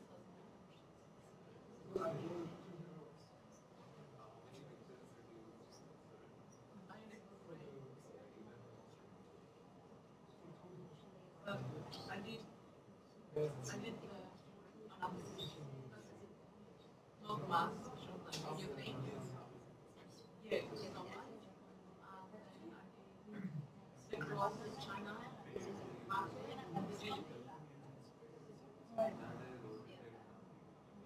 and then I like then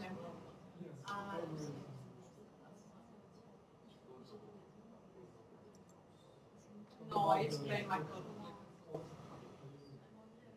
No, I didn't. I know it was another one. No, it was no, I explained everything.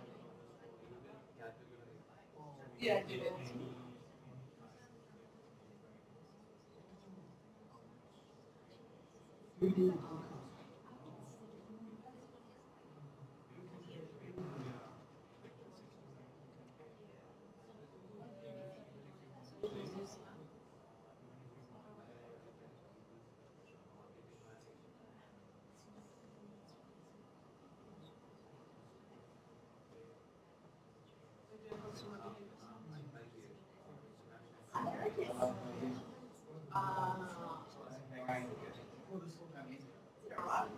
Yeah, excellent. Very good. We've got your name up there as well. Now we've got a YU for sound. Okay, so we've got lovely. two different forms of recording.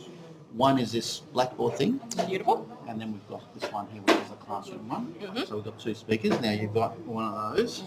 And I'm going to pull this in and hopefully it won't break anything. Try and put any of it in It's there. always the concern with USBs is will something break?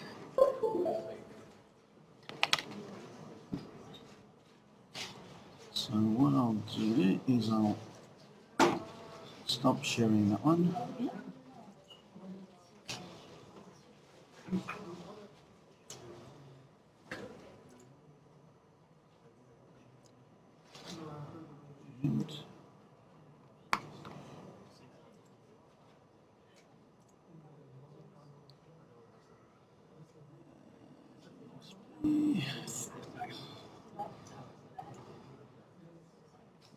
Yeah.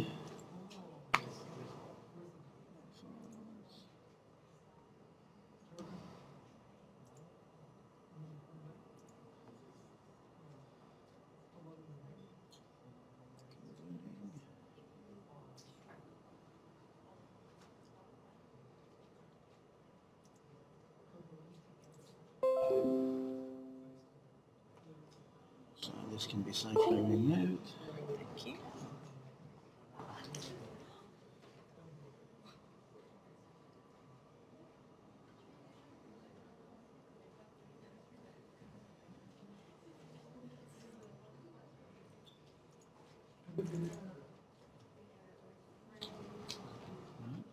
That.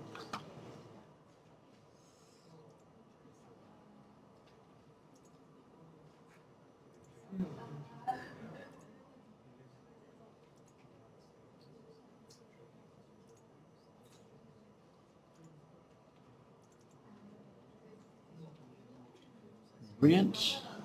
Yes. I'll switch them because it doesn't manually move. All right. You need these two microphones. This one here is the one for this one. In one pocket. And I've got to walk around with a microphone so they can't. Otherwise they can't hear the. And this one here is for the classroom. Actually records on this system here. Okay. Just Deacon video.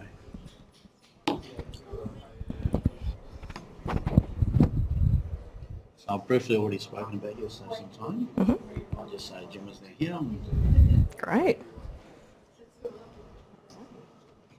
All right, let's all welcome Gemma, who's going to give us a presentation on digital marketing, how it's done at Deakin, and some opportunities that exist within this digital space.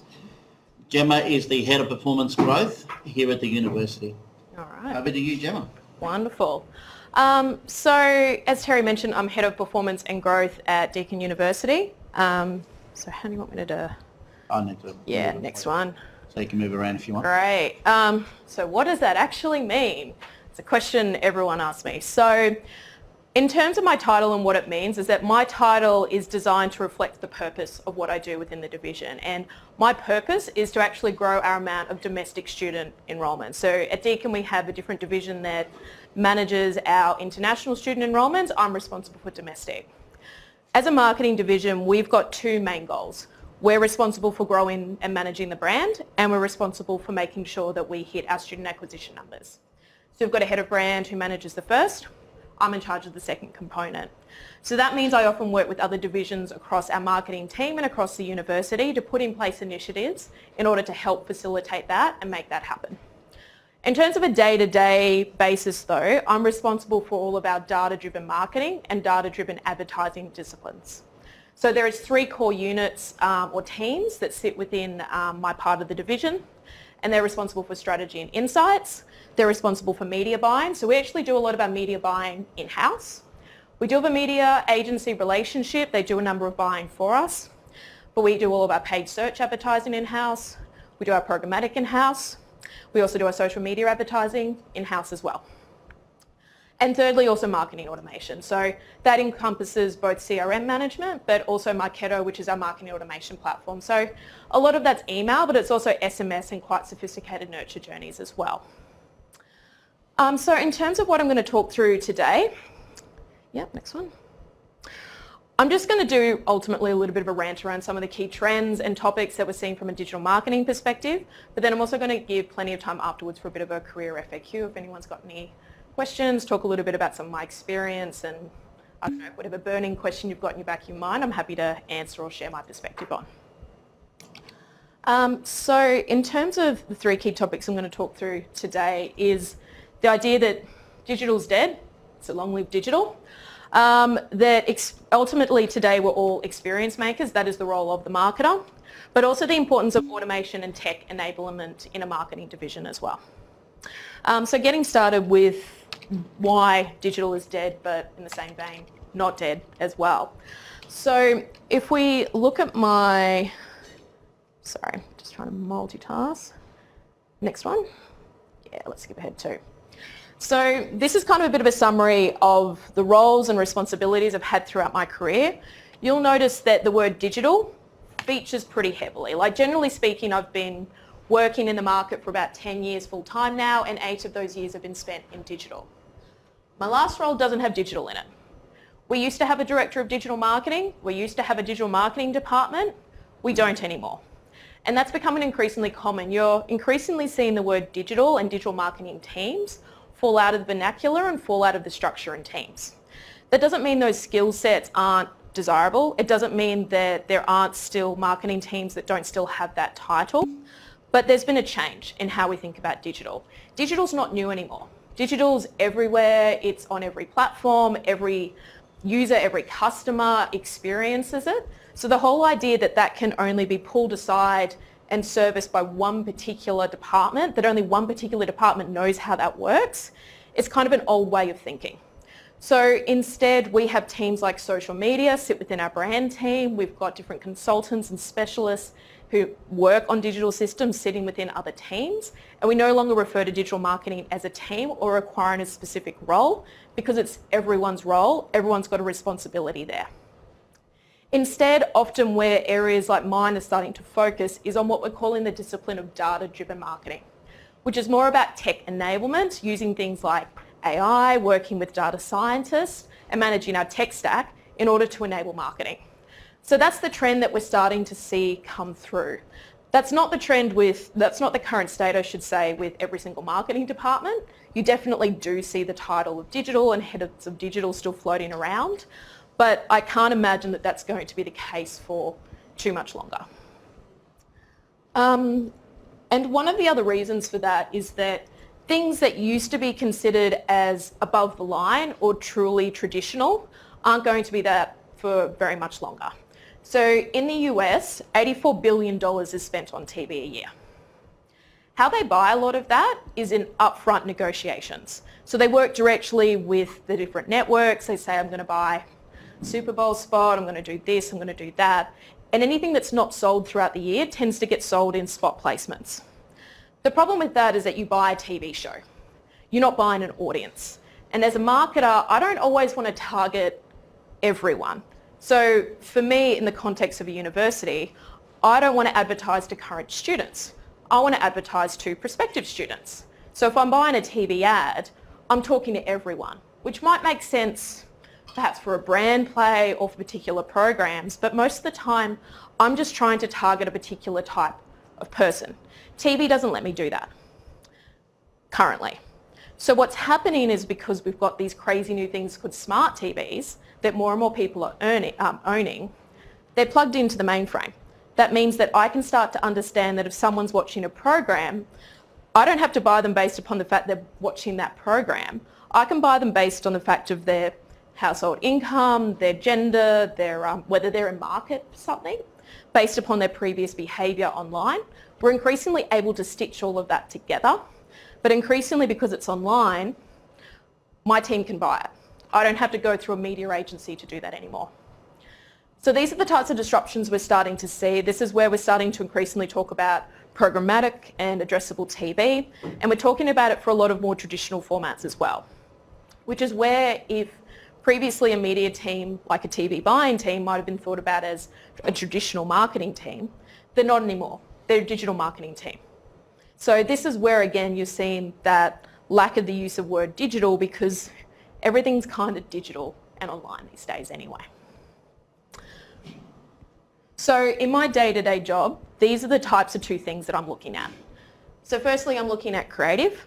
I'm looking at how I can tap into heuristics and behavioural science in order to deliver creative that's really impactful. It's going to change minds and change hearts and change actions.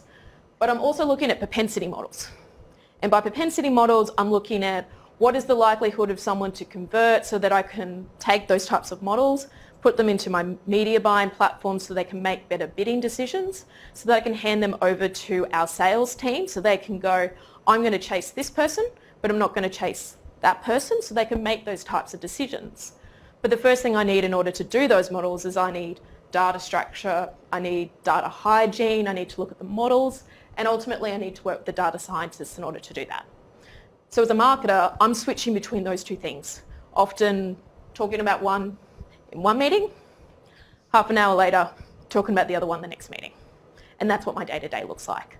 So marketing, as much as it is absolutely a creative exercise, it's increasingly becoming about data science and looking at regression models and all these other types of things which are very fascinating and interesting, and I can leverage as a marketer to ultimately become a lot more effective and a lot more efficient at the work that we're doing. So experience makers. So ultimately what I'm trying to do is improve the cost efficiency of the marketing we deliver and improve its effectiveness, because when you're a marketer, budget is a really big thing, and no business turns around and says, here marketing, just continually have more money. Often the requirement is to do more with less. And the best way for me to do more with less is to become more contextual and relevant in the messages that I serve.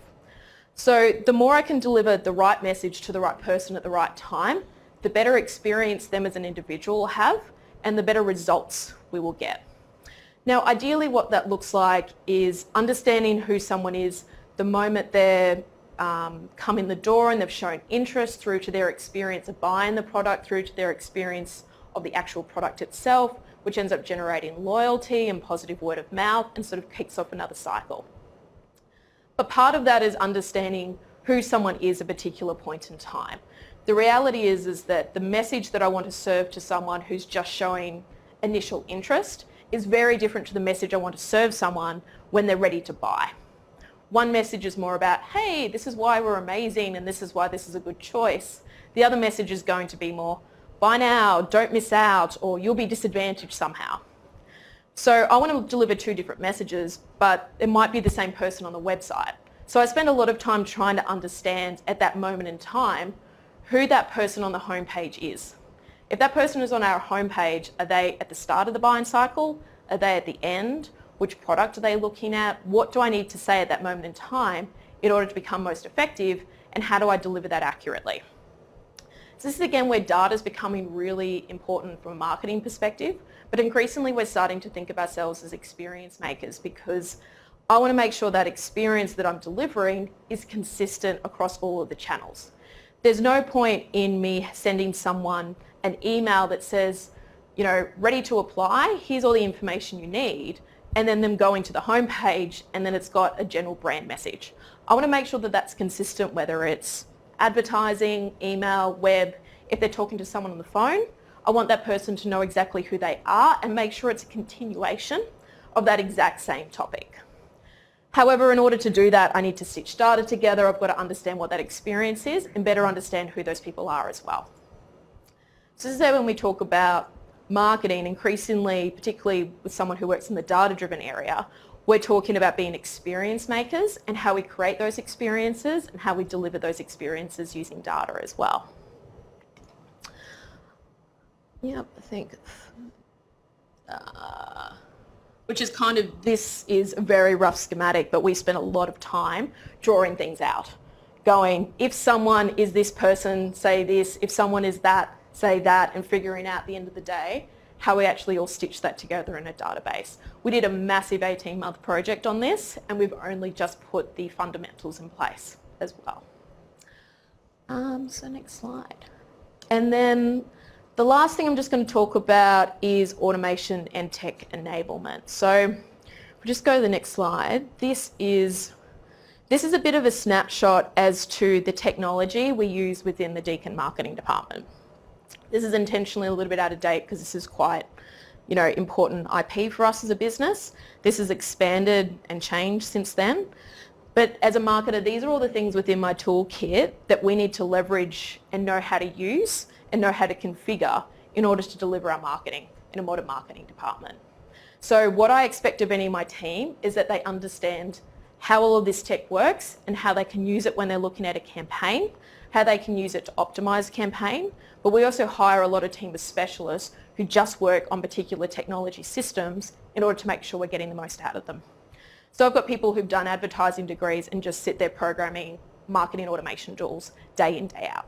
And those are the types of roles and those are the types of jobs we're seeing, because we expect marketers to understand how tech can enable everything that they're doing.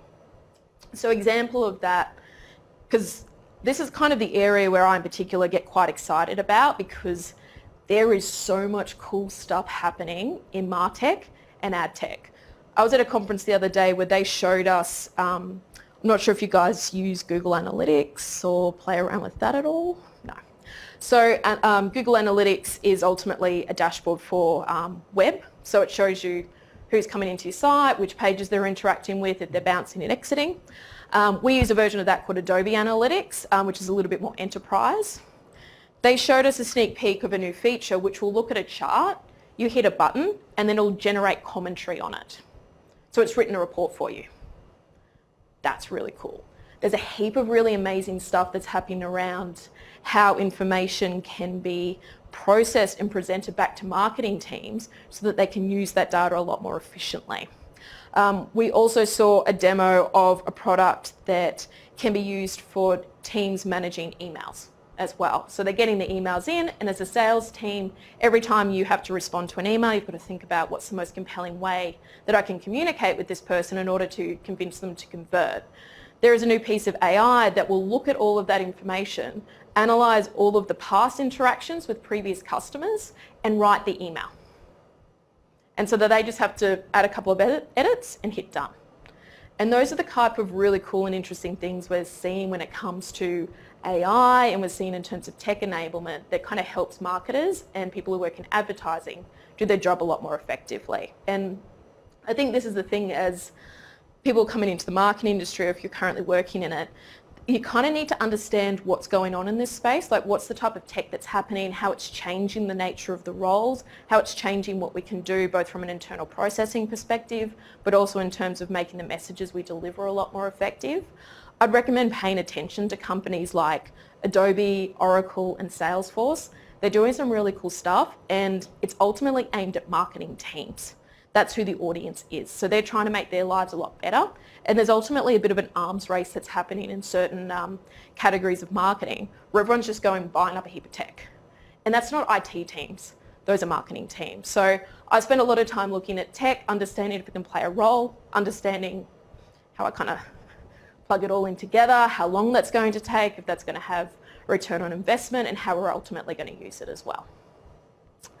Which is not what I expected to do when I graduated from my degree. And I think that's ultimately it. That's kind of my little bit of a rant about how we kind of operate at marketing. I think before I go on and sort of open up to general FAQs, what I might do is spend a bit of time just describing how the structure of a marketing team at Deakin works. So within our division, as I said, I head up performance and growth. We also have a brand team. Within a brand team, we've got everything from content marketing to social media. We've got comms planners, we've got brand managers, we've got producers, so we've got copywriters, strategists. We also have an operations team of which an inbound call centre sits, but also we have a sales team as well who's responsible for making sure that we convert a lot of the interest we get through for high value customers that come in. We also have a recruitment team that actually physically goes out to schools and hosts events, and also makes sure that we manage a program of webinars. We also have a web team, so the website actually sits within our Deakin marketing team. That's very rare. There's a lot of marketing teams who have no control over their websites, which is still like so surprising to me because it's ultimately the front door of your business, but a lot of marketing teams are still fighting to get the responsibility of the web. And then we also have an insights team, which is probably ultimately one of the most important engines of a modern marketing team, is making sure that you've got people who know how to run qualitative research, who specialise and talk about consumer psychology, who are also data scientists as well. So we've got a team of data scientists that sit within our marketing team, and if I could hire another person, I'd get another data scientist in a heartbeat, because the amount of value that they can bring to our activities is huge, and increasingly that's an area where a lot of businesses are hiring up as well. So there's about 100 people within the central marketing team within Deakin.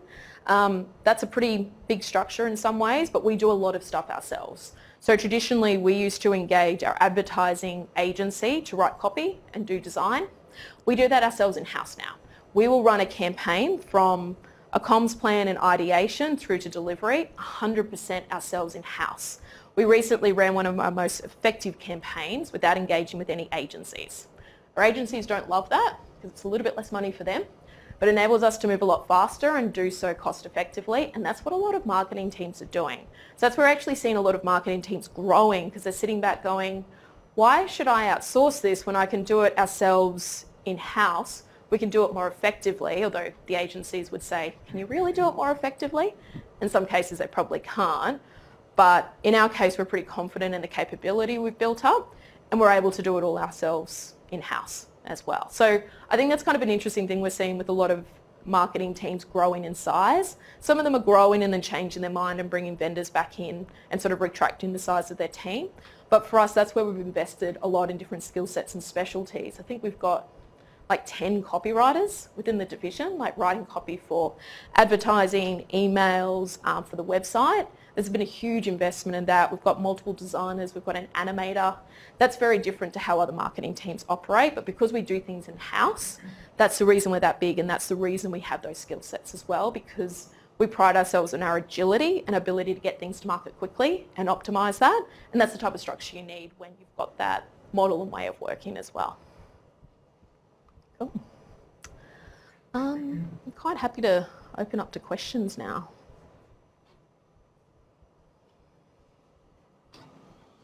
I need to run around with a microphone. Okay, so as I described to you before, one of the things that you are being taught is how to be the strategist, coming up with the overall direction that these marketing teams are going to be working at. You are not the specialist. And when we talked about Google Analytics, yes, they know it exists. And yes, they know what data they can get from it. But I don't necessarily, and someone asked the question, should we know how to write HTML and should we know how to do various things? And I basically said no, because you're sitting a level above that. All right, but you do need, in order to provide the right guidance, you need to be able to direct what tools are available, what tools you need within the organisation, how those tools can be used most effectively, and then the specialist takes over. So if you've got any questions, you know the drill. I walk around with a microphone and you wait until I get there. Any questions? I'm sure you've got plenty of questions. Are there any jobs available? We are hiring 2 producers at the moment, so... Anyone want to be a producer? No? All right. It's a very good role, but anyway. So after your graduation, what was your first role and how you get into your first role? Yeah. So whilst I was studying, so I studied a Bachelor of Business majoring in marketing and advertising. Whilst I studied, I worked full-time in an office like programming security swipe cards, which apparently needed programming back then. But anytime a volunteer job was posted on our job board, I took it. And because of that, I did so much work at events. So I was handing out research surveys, I was manning doors at things, doing a lot of event-based work, which meant that when an opportunity came up to do a marketing role where 80% of the job was event management, I was a really strong candidate for that. So I actually walked straight into a mid-weight marketing position straight out of university with the Defence Force. So I started off we had a specialist team who were trying to recruit people into trades and become engineers in the military. So I used to help manage that team and make sure they turned up to events, took bookings and things like that. But ultimately we're also responsible for making sure we filled those positions. So because I didn't want to work in events, I started to transform that role a lot. So I started to focus that team less on going out to events and more about doing one-on-one case management, responding to emails, and sort of change the nature of their work. I started doing a bit more marketing, and that sort of enabled me to go into a digital marketing role at our headquarters. So someone ultimately, to move into that first digital marketing role, took a risk on the fact that I seemed to know what I was talking about and had a passion for it. At that point in time as well, no one had experience in digital, so you couldn't go out and hire someone who had 5 or 10 years experience. And there was very few people like that. But again, if I go back to that first job, I don't work in events, it's not something I'm passionate about, but I just took whatever I could and made it my own as well. So I am so glad I did all of that. I know free work's not great and it's not ideal for anyone, but I took advantage of all of those bits and pieces and I turned it into a narrative that helped me get me that first job as well. So. And that's a great segue, because next week we're going to be talking about the ADF recruiting case study. So that fits in quite nicely, and my last role with the military was working in recruiting. So I know a little bit about it. Any other questions? I'm sure you've got plenty of questions. Can you tell us a little bit more about we're talking about evaluation metrics, what evaluation metrics you would use, digital evaluation? It's a very good question. So what I've found generally when it comes to evaluating using metrics, the great thing about digital is that there are so many different signals out there. Like you're actually kind of overwhelmed with what you can measure, but that doesn't mean everything's important. And increasingly we're spending a lot of time trying to understand what's actually important and what's worthwhile measuring, because we can look at bounce rate, we can look at subscribe rate, we can look at a lot of different metrics, and those can be really great if you're evaluating the performance of that particular web page. So if I'm looking at a web page and I want that web page to become a lot more effective, then I might look at bounce rate, exit rate, but I've also ultimately got to understand what the conversion point is on that page. But I think what I'm increasingly trying to encourage everyone to do is focus on the business metrics. A lot of marketing teams aren't actually given access to how the business is performing. And if you don't have access to that information, then you can't create a relationship between those, those digital behaviors you're seeing and the actual, business performance. I used to work within a strategy department as an agency, and I would turn around and say, did this perform well? Like, what were the sales like? And the marketing team would say, we don't know, we weren't told. And I was like, hang on, then what are we doing here? Like, how can we actually measure our effectiveness? So I'd say the first and foremost important thing is the business, whatever that is, whether that's sales, enrollments, but also then laddering up that journey as well. So for us, we look at things like an application start, an application finish, leads. We look at overall traffic, but then we also look at the behaviour of that traffic. So getting people through to a course page is our money moment. So that's what we emphasise and that's what we focus on as well. So, and there's a lot of different metrics along that path that we look at, but at the end of the day, the dashboard I eyeball daily is applications and looking at that. All right. One of the things that we discussed in this particular class, because this was all about paid advertising, is what metrics you would use for your campaign, for example. So when you talk about conversion rates, different campaigns will have a different expected conversion rate and also different objectives. So conversion rate is not always a sale per se. Your conversion rate could be to get them to do an action. And that action might be, like we spoke about Dare Coffee, might be to use a store locator to find your closest Woolworths store because you're not selling coffee from or the iced coffee from your website. So in terms of Deakin, do you have those types of metrics as well on a per campaign basis? Oh yeah, absolutely. So we, how we used to do media 4 or 5 years ago, which is kind of odd now that I think about it, is that we'd just have like one big campaign and we'd just drive everything to a website or a microsite and go, that's what it does and that's what its purpose. These days our media campaigns are broken down into so many different tactical lines. So this particular program has creative that's designed to motivate people to consider further study. So it's got a particular creative, we use particular media formats, and that particular campaign, we look at it and go, well, if that's designed to change people's perceptions, then we're just going to measure that based upon reach and engagement. And that kind of gives it the freedom to do what it needs to do. And then other lines, we look at that and go, well, the goal of this particular line is to get a lead. Because if we get a lead, we know we can have a conversation. If we have a conversation, we can convert them. So we have different lines that the entire creative and the landing page experience is designed to get a lead. So we divide all of our programs into different work streams so that we can be a lot more realistic as to what is single-minded and what we're going to measure effectiveness on, so we don't get distracted by the other metrics around it as well. So it just kind of depends on the campaign and what it's trying to do. I think the problem is, I think what I sometimes see businesses do, and what we had to kind of train our brand team out of the habit of doing, is that they would do a brand campaign and go, traffic is going to increase, and would sit back and go, well, is it? Because if this is a brand campaign and looking to change perception over time, it's not necessarily going to do that. And if it does, what I would expect to see is an increase in organic traffic, not paid traffic, particularly if it's a TVC or something that there's no immediate click as well. So I think designing metrics is really important, because I've also seen instances where we did a campaign that optimized towards leads when it should have optimized towards traffic, and our sales went down. Because that's how much impact a poorly designed objective can, like that's the impact it can have on an overarching business performance as well. So, very good. Any other questions? Oh, very good. We got some questions now. As I said, finally said something interesting. Are there any specific metrics that you used in your digital marketing, or does it depend on the business to business?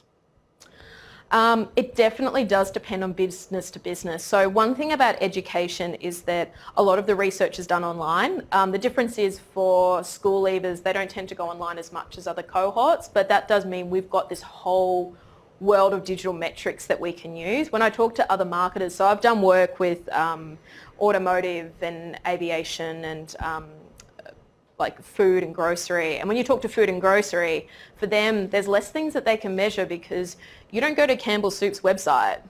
You're just in Woolies and you're like, yay, soup, great. So for them, there's less that they can measure. So often they actually try to create experiences to pull people in so they've got something to measure. But for them, for digital is very different for them in terms of what they can measure. When I talk to the marketing teams, they're often like, oh my gosh, you can measure so much, you're so lucky.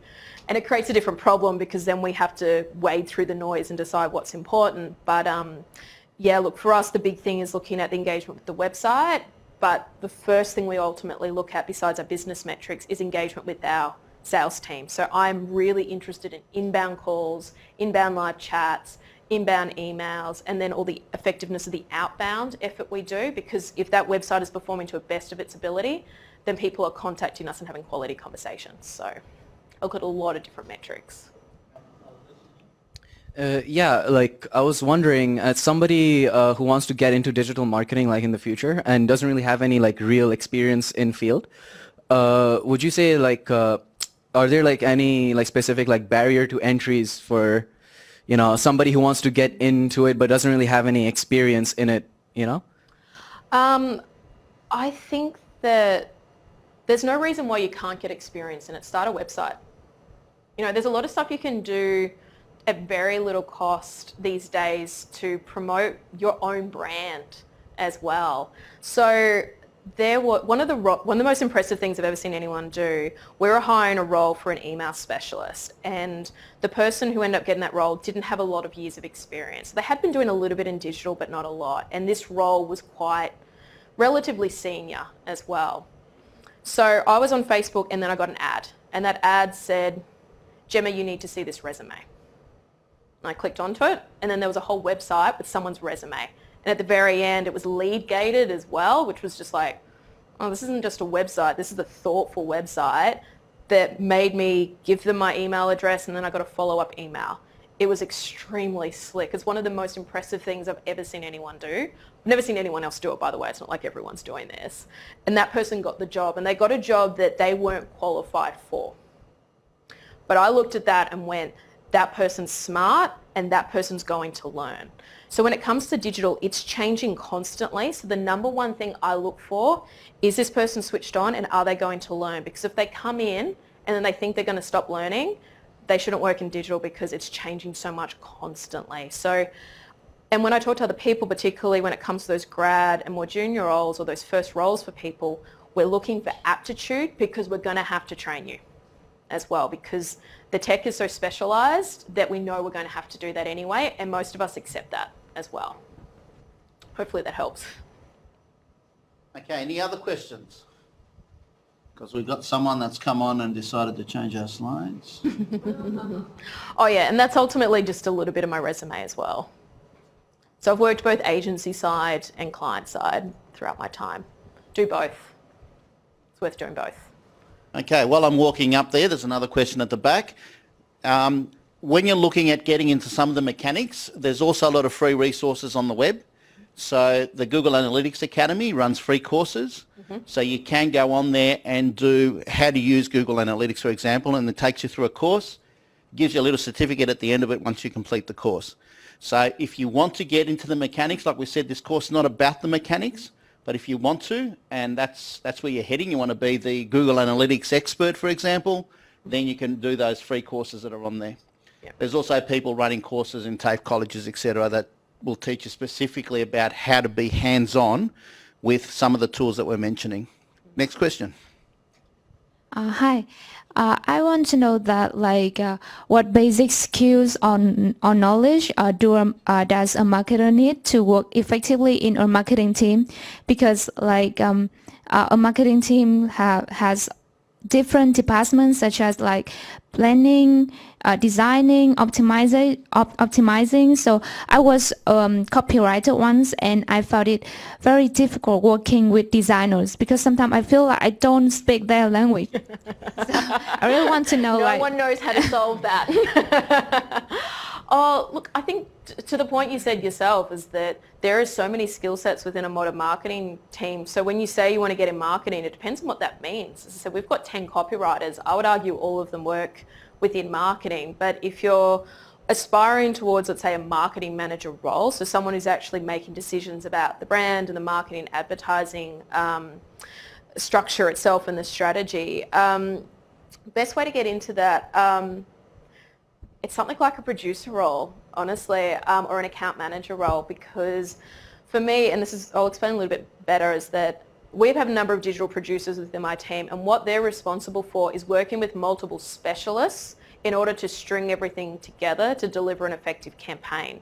A lot of marketing these days is kind of project management. It's making sure that not only is the strategy in place, but the strategy is being executed as well. It's not just kind of stuck within strategy, because strategy is definitely a specialty. I used to work as a strategist, so I used to just be engaged in that part. But as a marketing manager or head of a marketing unit, you've got to string all of that together.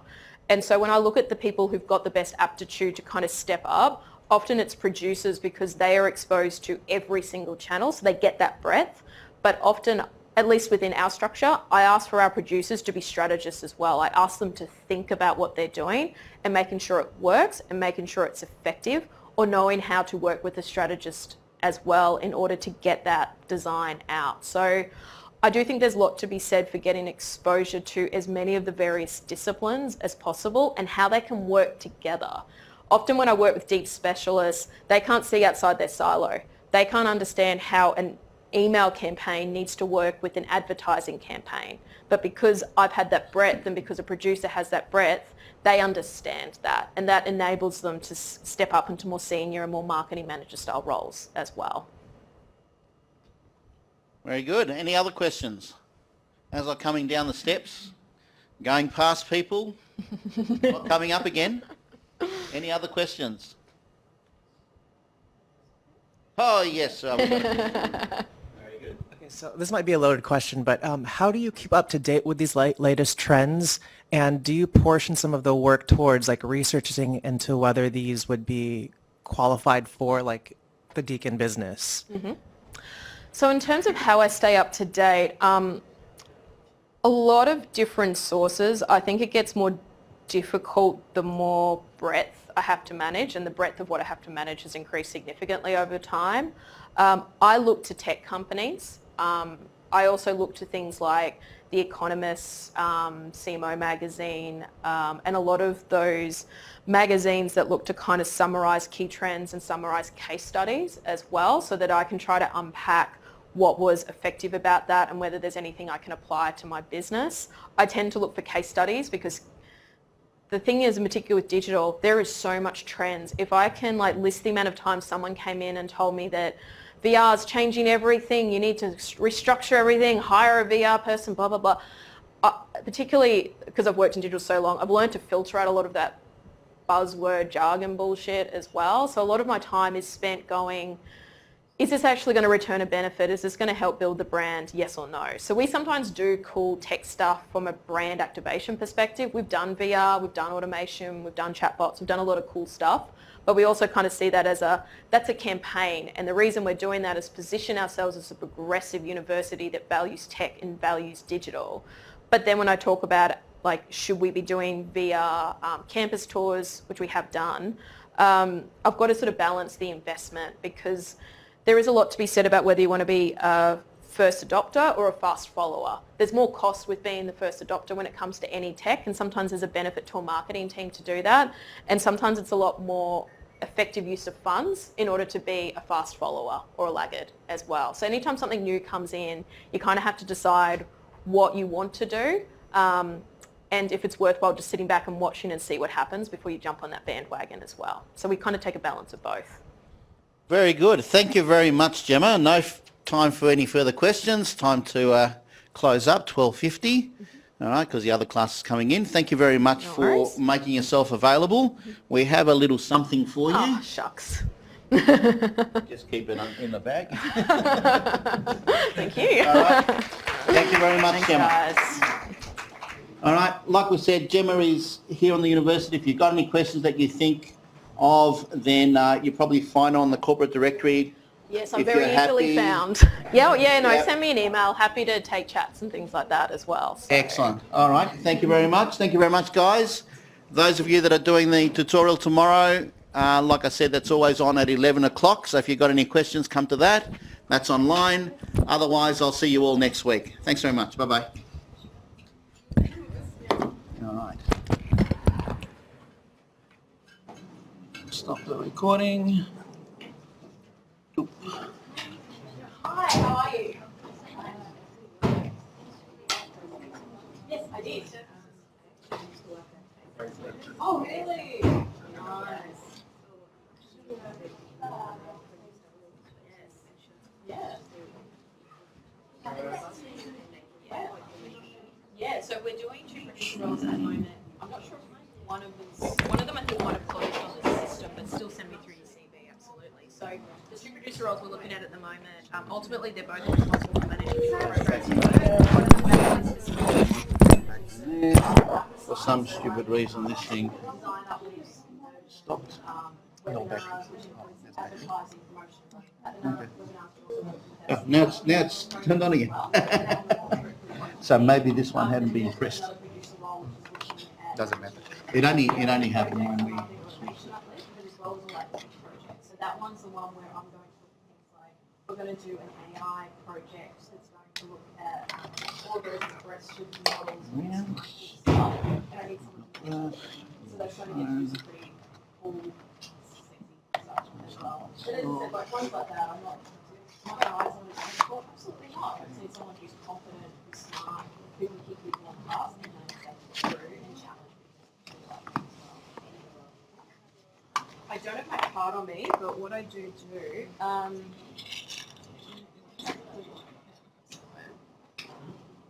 I've been here a very long time and never actually printed out business cards. If you ask Terry, Terry has Gemma's email. What That do I might do? be the easiest thing to do before I make a typo as well.